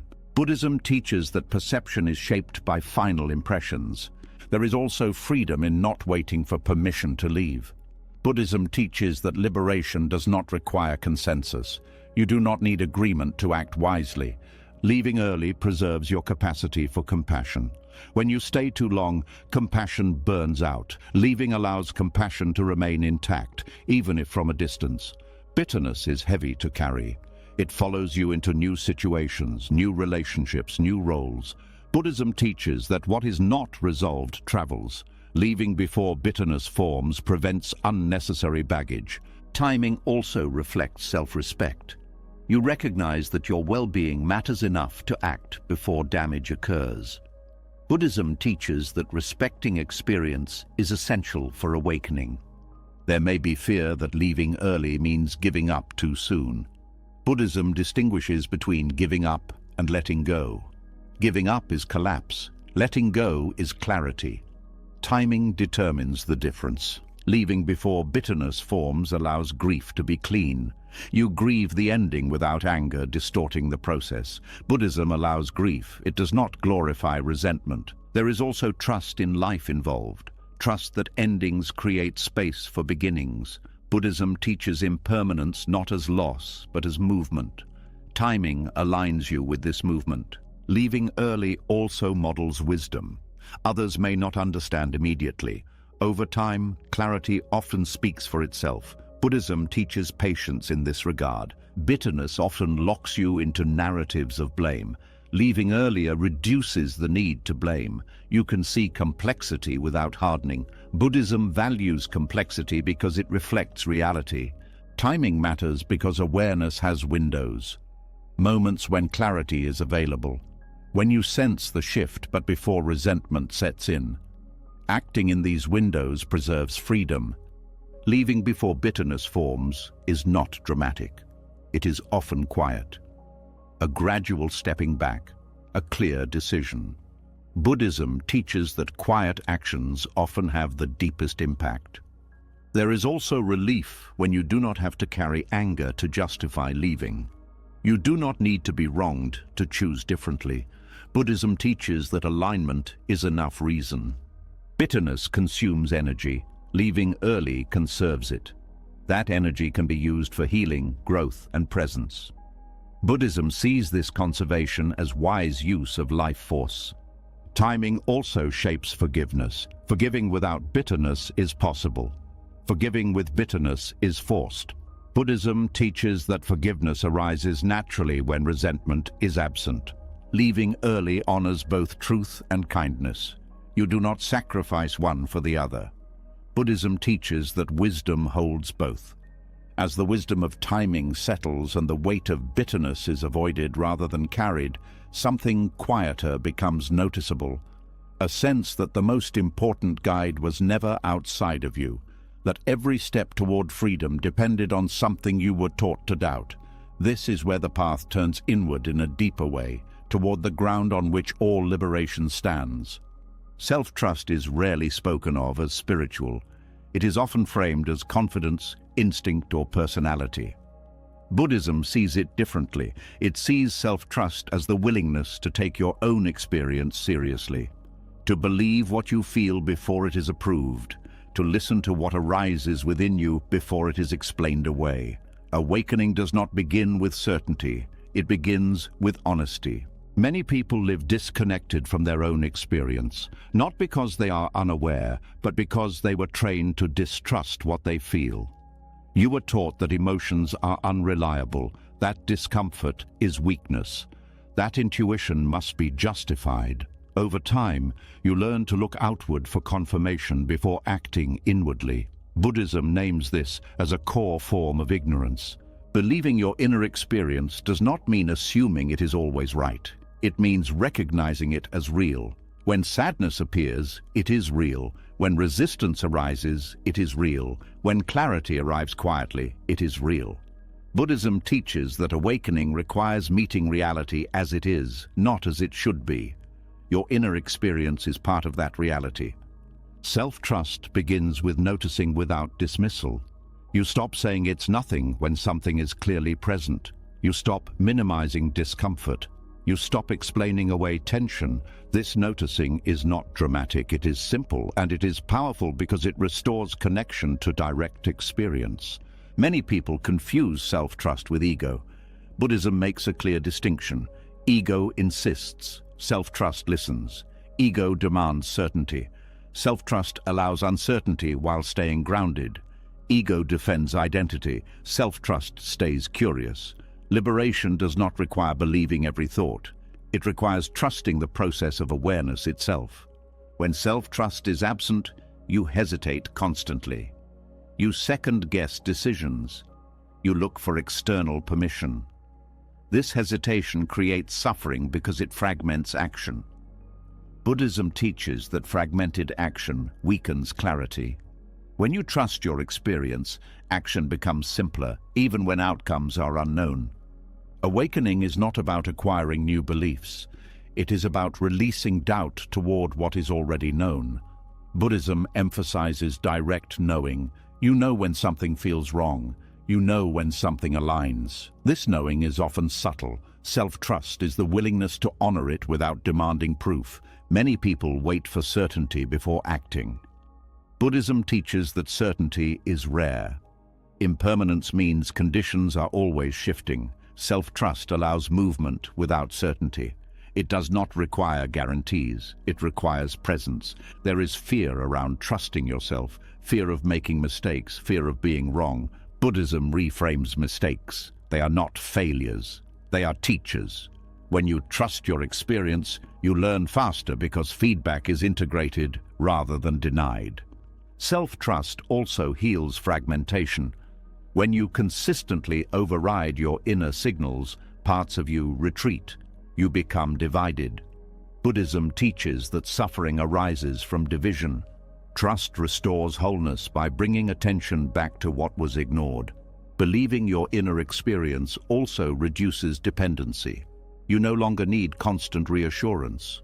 You consult others, but you do not abandon yourself in the process. Buddhism teaches interdependence, not dependence. Self-trust allows healthy interdependence to form. There is also a bodily aspect to self-trust. The body communicates through sensation, tightness, ease, fatigue, energy. When you trust these signals, you align action with reality. Buddhism teaches mindfulness of the body because the body does not lie. It responds directly to conditions. Self-trust does not make you rigid, it makes you responsive. When new information arises, you adjust. Trusting yourself includes trusting your ability to learn. Buddhism teaches that wisdom is dynamic, not fixed. Awakening requires intimacy with experience. Without self-trust, you stay distant. You observe life from a distance. With self-trust, you engage fully. Buddhism teaches that engagement with awareness dissolves suffering. There is also grief involved in reclaiming self-trust. Grief for the times you ignored yourself, for the moments you stayed silent. Buddhism allows this grief. It sees it as honesty arriving late, not as failure. Self-trust also dismantles people-pleasing at its root. When you believe your experience, others' reactions lose absolute authority. You consider them, but they no longer override truth. Buddhism teaches that this shift is essential for freedom. There is humility in self-trust. You accept that you do not have all answers. You trust the process of unfolding rather than fixed outcomes. Buddhism values humility because it keeps the mind open. Believing your inner experience also clarifies responsibility. You take responsibility for your responses, not for others' perceptions. Buddhism teaches that confusion around responsibility creates suffering. Self-trust brings clarity. Self-trust strengthens boundaries naturally. You do not need rules. You feel when something crosses a line. Buddhism teaches that boundaries rooted in awareness are flexible and humane. There is also calm that grows with self-trust. You stop fighting yourself. Inner conflict decreases. Buddhism sees this calm as a sign of alignment, not withdrawal. Awakening deepens when you trust what arises without immediately trying to change it. You allow experience to unfold. Buddhism teaches that insight arises from allowing, not forcing. Self-trust also reduces fear of impermanence. When you trust yourself, change becomes manageable. You trust your capacity to respond. Buddhism teaches that trust in awareness is the antidote to fear. There is a subtle joy that appears when self-trust returns. Not excitement, but relief. Relief from constant doubt. Buddhism includes joy as a factor of awakening because it signals reduced inner conflict. Trusting yourself does not isolate you, it allows clearer connection. You meet others without needing to disappear. Buddhism teaches that clarity strengthens relationship. Self-trust also protects against burnout. When you listen early, you do not have to collapse later. Buddhism teaches that prevention of suffering is wiser than endurance. Awakening is not a dramatic event. It is a gradual return to trusting what is already here. Self-trust is not arrogance. It is intimacy with reality. As self-trust begins to settle and your inner experience no longer needs constant confirmation, another attachment quietly comes into view. One that often hides behind generosity, loyalty, and care. One that feels loving on the surface, yet quietly limits freedom for everyone involved. This is where a deeper pattern asks to be seen. Being needed can feel like proof of worth. When others rely on you, call you first, lean on you emotionally, or depend on your presence to function, it creates a sense of purpose.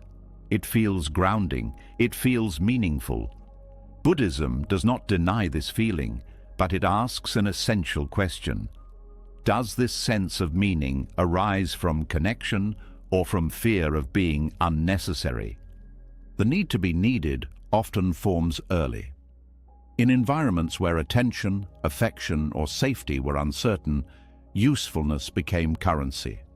You learned that being helpful secured connection, that solving problems earned closeness, that emotional availability made you indispensable. Over time, this strategy hardened into identity. You did not just help, you became the helper. Buddhism teaches that attachment is not limited to possessions or pleasure. Attachment also forms around roles, identities, and emotional functions. Being indispensable can become one of the strongest attachments because it feels virtuous. It disguises itself as love while quietly binding both you and others. When your sense of worth is tied to being needed, relationships lose balance. You may feel uneasy when others grow independent. You may feel threatened by their strength. You may subtly discourage autonomy, not out of malice, but out of fear. Buddhism teaches that any form of fear-driven attachment creates suffering, even when it looks kind. Being needed can also become a way to avoid facing your own emptiness. As long as others require you, you do not have to sit with unanswered questions. You do not have to explore who you are beyond service. Buddhism points out that avoidance often wears noble disguises. There is also pressure in being indispensable. You feel responsible for outcomes that are not yours. You worry about what will happen if you step back. You may stay in roles long past their health because leaving feels like abandonment. Buddhism teaches that responsibility taken beyond its rightful place becomes burden, not care. The need to be needed also creates subtle control. When others depend on you, you hold influence. This influence may never be used consciously, but it exists. Buddhism teaches that control, even unintentional, distorts compassion. True compassion supports freedom, not dependence. Love that requires being needed is conditional. It says, "I matter as long as I am useful." Buddhism challenges this quietly. It teaches that love rooted in non-attachment allows others to change, grow, and even leave without collapse. Love rooted in need clings to stability. Being indispensable can also prevent reciprocity. You give constantly, but receiving feels uncomfortable. Receiving threatens the identity. If you are no longer the strong one, who are you? Buddhism teaches that blocking receiving blocks connection. Giving and receiving are one movement, not two separate roles. There is often resentment beneath the need to be needed. You give more than you want to. You show up even when tired. Over time, you may feel unappreciated. Buddhism teaches that resentment is a sign of misalignment, not ingratitude from others. The need to be needed also narrows identity. You become one-dimensional, the helper, the supporter, the fixer. Other parts of you go unexplored. Buddhism teaches that clinging to narrow identity limits awareness. Liberation requires spaciousness. When you release the need to be needed, fear often arises. Fear of being replaced, fear of being forgotten, fear of not mattering. Buddhism does not dismiss these fears. It invites you to meet them with awareness rather than obedience. Letting go of being indispensable does not mean withdrawing love. It means changing its quality. You care without clinging. You offer without managing. You step back without guilt. Buddhism teaches that this shift reduces suffering on both sides. There is also grief in this release. Grief for the role that gave you structure. Grief for the appreciation that came with it. Buddhism allows this grief. It understands that identity dissolves slowly, not abruptly. Being needed often keeps relationships stuck. Growth threatens the dynamic. When one person evolves, the other may feel lost. Buddhism teaches that clinging to sameness creates suffering. Allowing change supports truth. Releasing the need to be needed also restores equality. You meet others as capable beings, not as dependents. Buddhism values equality because it dissolves hierarchy and ego simultaneously.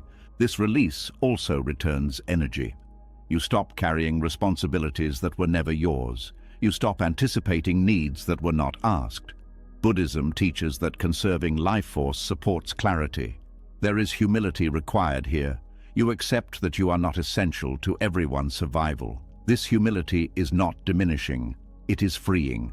Buddhism teaches that freedom arises when you stop inflating or shrinking the self.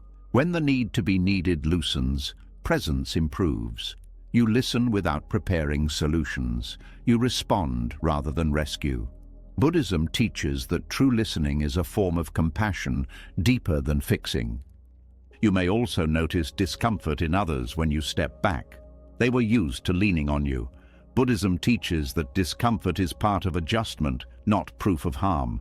Releasing this need also clarifies love. Love becomes choice rather than obligation. You show up because you want to, not because you are required. Buddhism teaches that choice strengthens connection. There is also space that opens when you are no longer indispensable. Space to explore interests, space to rest, space to discover who you are when you are not needed. Buddhism sees this space as fertile ground for insight. Being needed often keeps you oriented toward the past. Old dynamics, old roles. Releasing it allows you to meet the present freshly. Buddhism teaches that presence is where liberation unfolds. You may fear that without being needed, you will be alone. Buddhism teaches that loneliness rooted in self-trust is different from loneliness rooted in rejection. One is spacious, the other is constricting. Letting go of being indispensable also heals patterns of over-functioning. You stop doing more so others can do less. Balance returns. Buddhism teaches balance as central to the middle path. Love without the need to be needed is quieter. It does not demand proof. It does not require reassurance. It trusts connection to breathe. Buddhism teaches that trust dissolves clinging. As this attachment releases, dignity returns. You no longer trade usefulness for belonging. You belong because you are present. Buddhism teaches that dignity supports awakening. This shift does not remove you from relationship. It refines it. You remain connected without entanglement. You care without losing yourself. As the need to be needed loosens and love begins to breathe without obligation, another misunderstanding quietly asks to be corrected. One that has shaped spiritual paths, emotional habits, and countless quiet withdrawals. A misunderstanding that has caused many people to confuse healing with distance and wisdom with coldness. There is a belief that maturity means not feeling, that growth requires detachment, that the spiritual path leads away from emotion rather than through it. Buddhism has often been misread this way. Emotional detachment is praised as clarity, while emotional engagement is seen as weakness. This misunderstanding has caused deep harm, not only to relationships, but to the inner life itself. Emotional detachment is a closing. Emotional maturity is an opening. The two may look similar on the surface, but internally they are opposite movements. Detachment numbs, maturity allows. Detachment avoids discomfort, maturity stays present with it. Many people turn toward detachment because emotions feel overwhelming.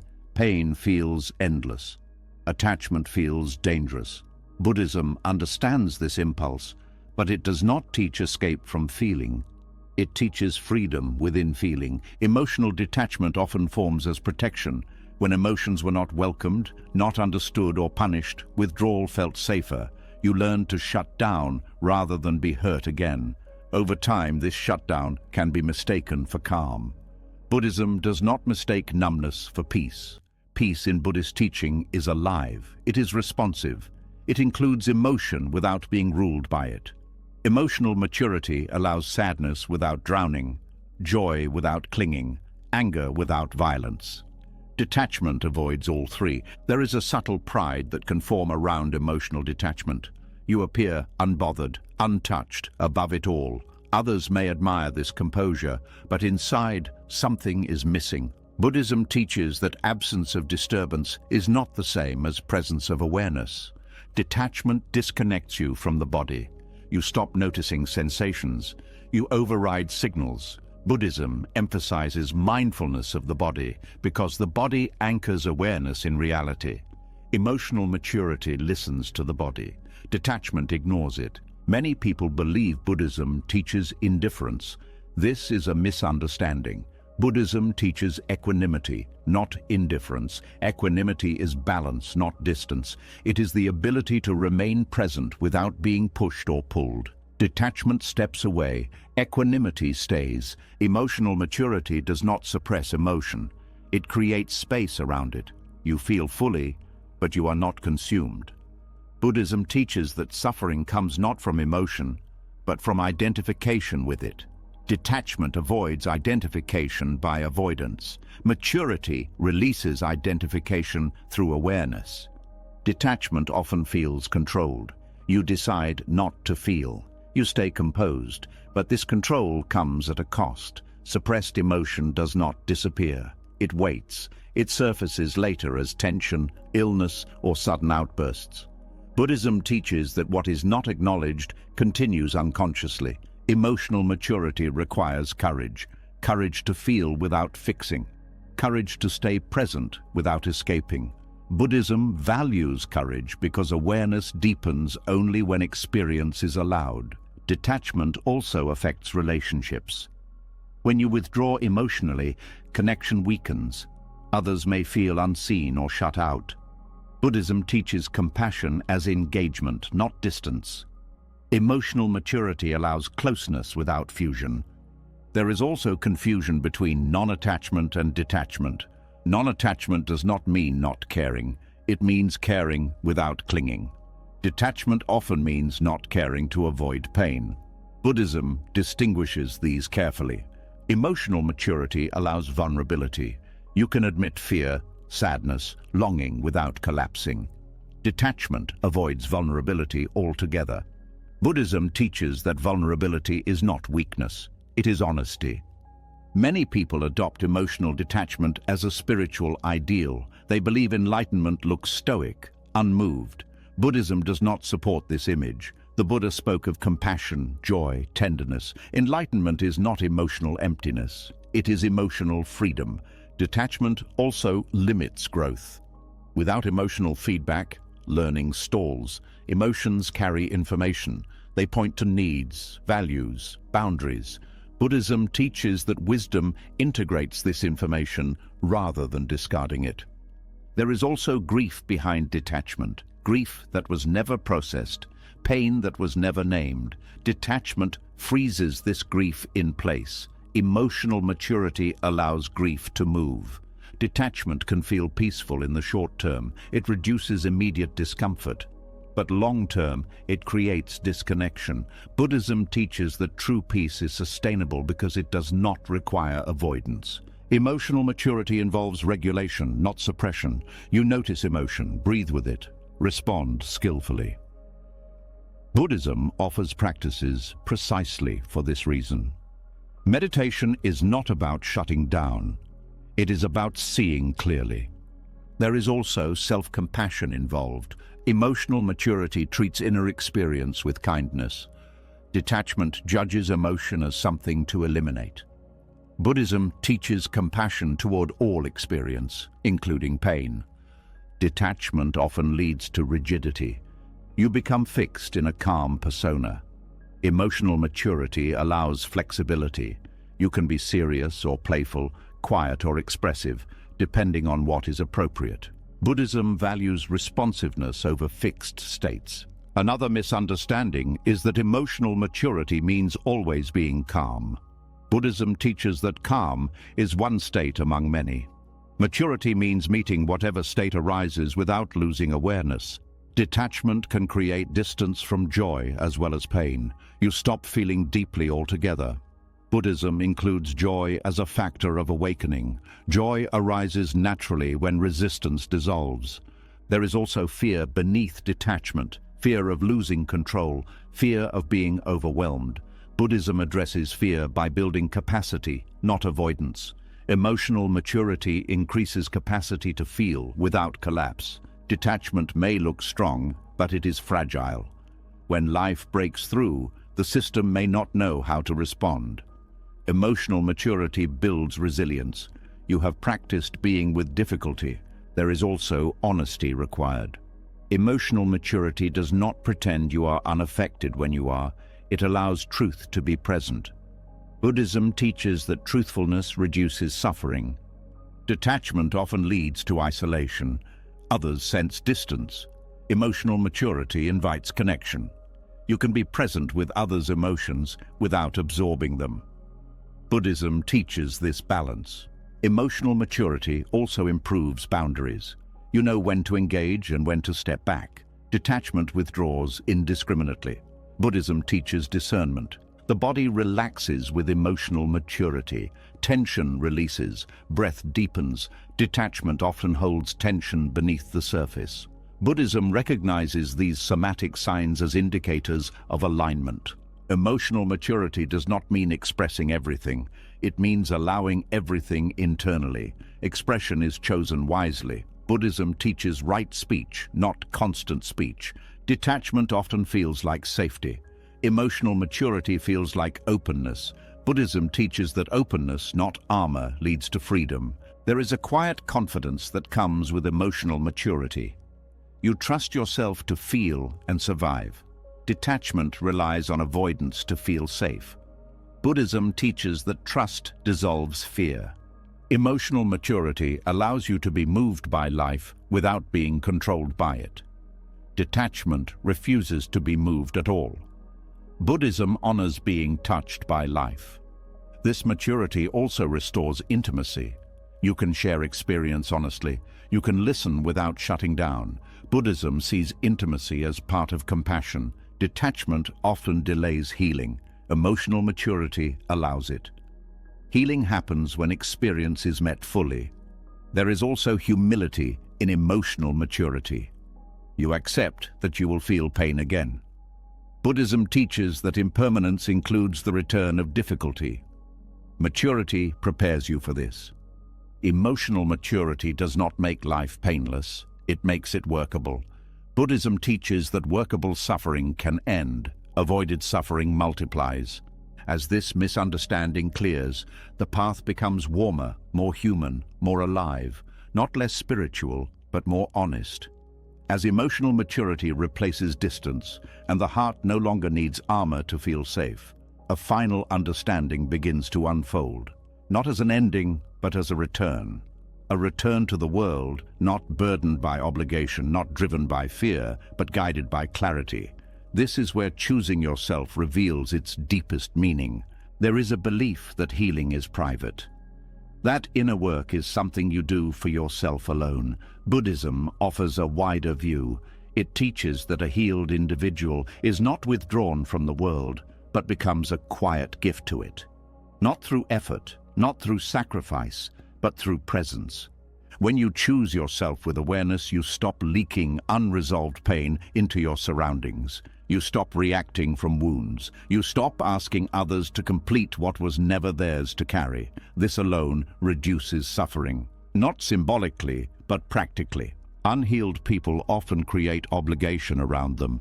They need reassurance. They need validation. They need others to adapt to their unspoken wounds. This is not because they are bad, but because pain seeks relief. When you heal, that need dissolves. You no longer pull energy from others to stabilize yourself. A healed person does not need to be central. They do not need to be indispensable. They do not need to be admired. Their presence is enough.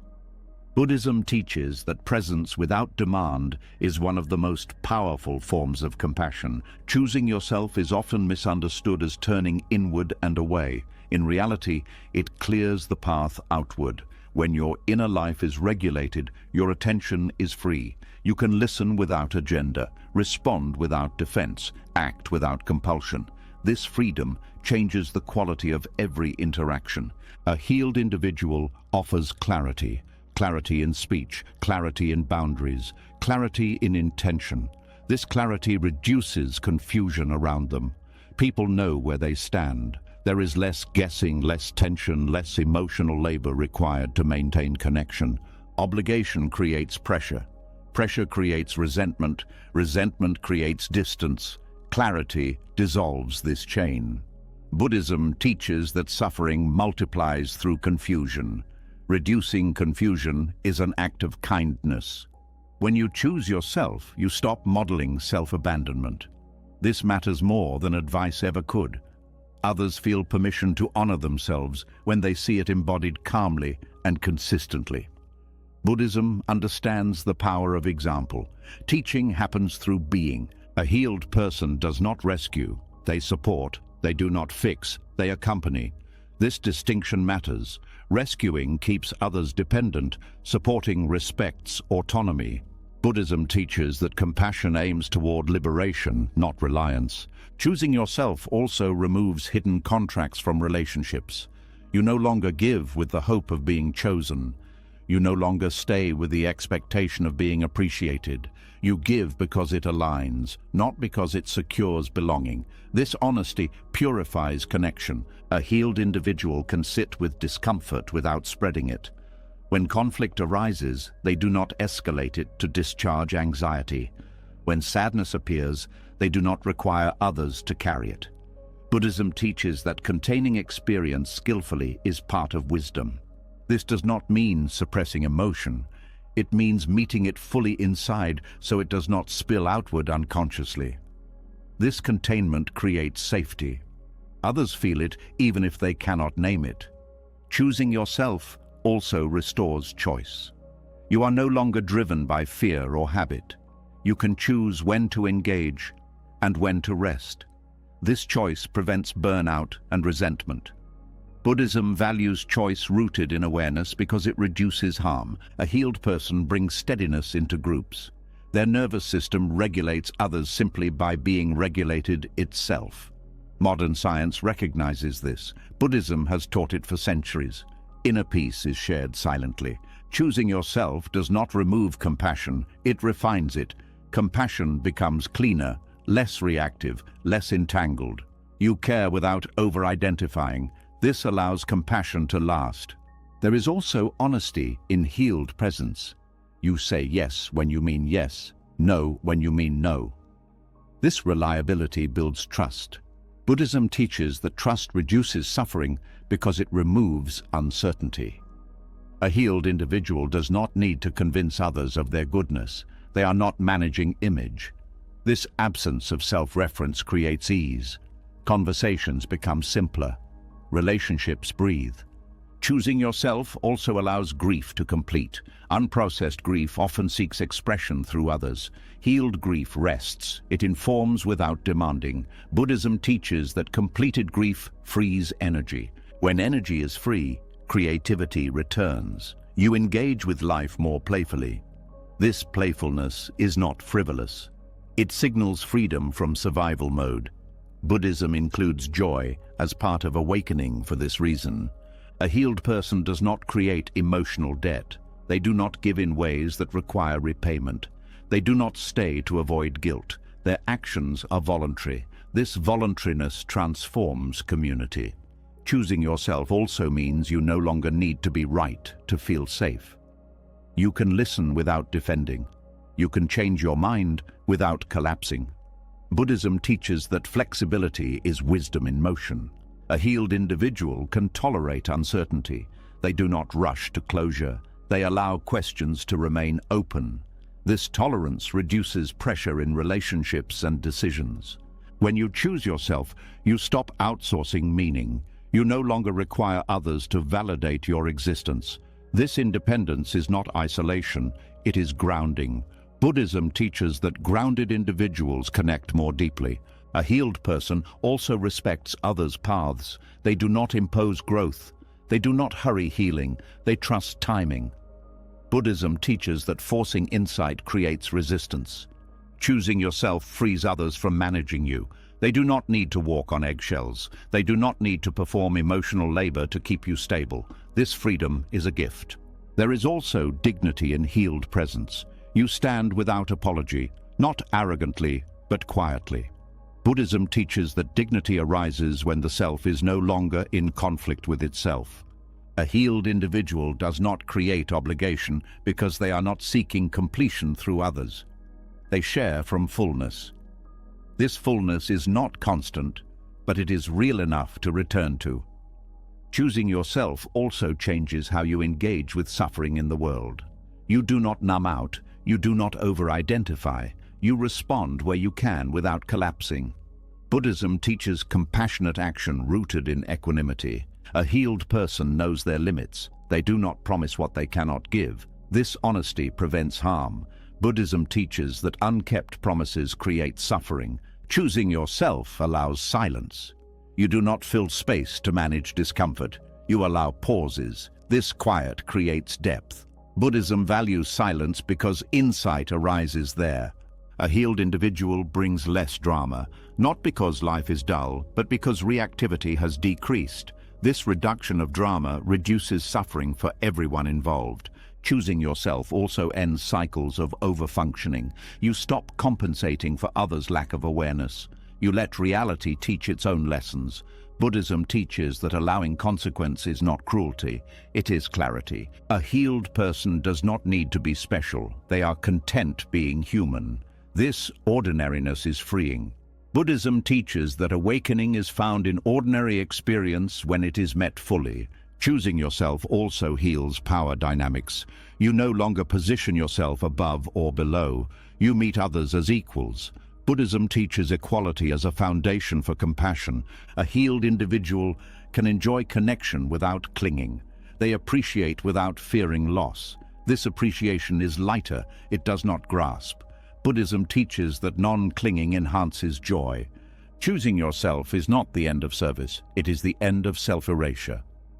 Service that follows is sustainable, clear, honest. Buddhism teaches that sustainable compassion is true compassion. A healed person also models repair. When they make mistakes, they acknowledge them. They do not defend endlessly. This modeling teaches others how to be human without shame. Choosing yourself changes how you leave. You leave without burning bridges, without bitterness, without blame. Buddhism teaches that endings handled with awareness reduce future suffering. A healed individual becomes a source of clarity simply by being aligned. Their presence simplifies situations, reduces tension, opens space. This is not something they try to do. It is a natural effect. Choosing yourself is not a withdrawal from the world. It is a contribution to it. A quiet one, a deep one. One that does not demand recognition. When enough individuals choose themselves with awareness, systems soften, relationships stabilize, communities breathe. Buddhism teaches that collective suffering is reduced one mind at a time. This is the offering. Not perfection, not sacrifice, but presence without obligation, care without clinging, love without fear. And this is where the path does not end, but opens fully into life as it is, lived honestly, met directly, and shared freely. Choosing yourself was never about turning away from others. It was about turning back toward truth. Every layer you explored was not a rule to follow, but a veil to release. Letting go of self-abandonment, letting go of overgiving, letting go of endurance, guilt, fear, and the need to be needed. Each release was not loss, but return. Return to clarity, return to balance, return to a life that no longer requires you to disappear in order to belong. Buddhist wisdom does not ask you to become less human. It asks you to become more honest, to see where clinging created suffering, to see where silence replaced truth, and to understand that healing begins the moment you stop fighting your own inner knowing. Choosing yourself is not selfish. It is how suffering stops spreading. It is how compassion becomes clean. It is how presence becomes an offering rather than a burden. If something in this journey spoke to you, leave a comment with the words, "I choose myself." Let it be a quiet commitment, not for others, but for you. And if this kind of wisdom helps you see life more clearly, subscribe to the channel and turn on notifications. More reflections like this are waiting for you. Walk gently, stay honest, and remember, letting go is not the end of the path. It is the beginning of living it fully.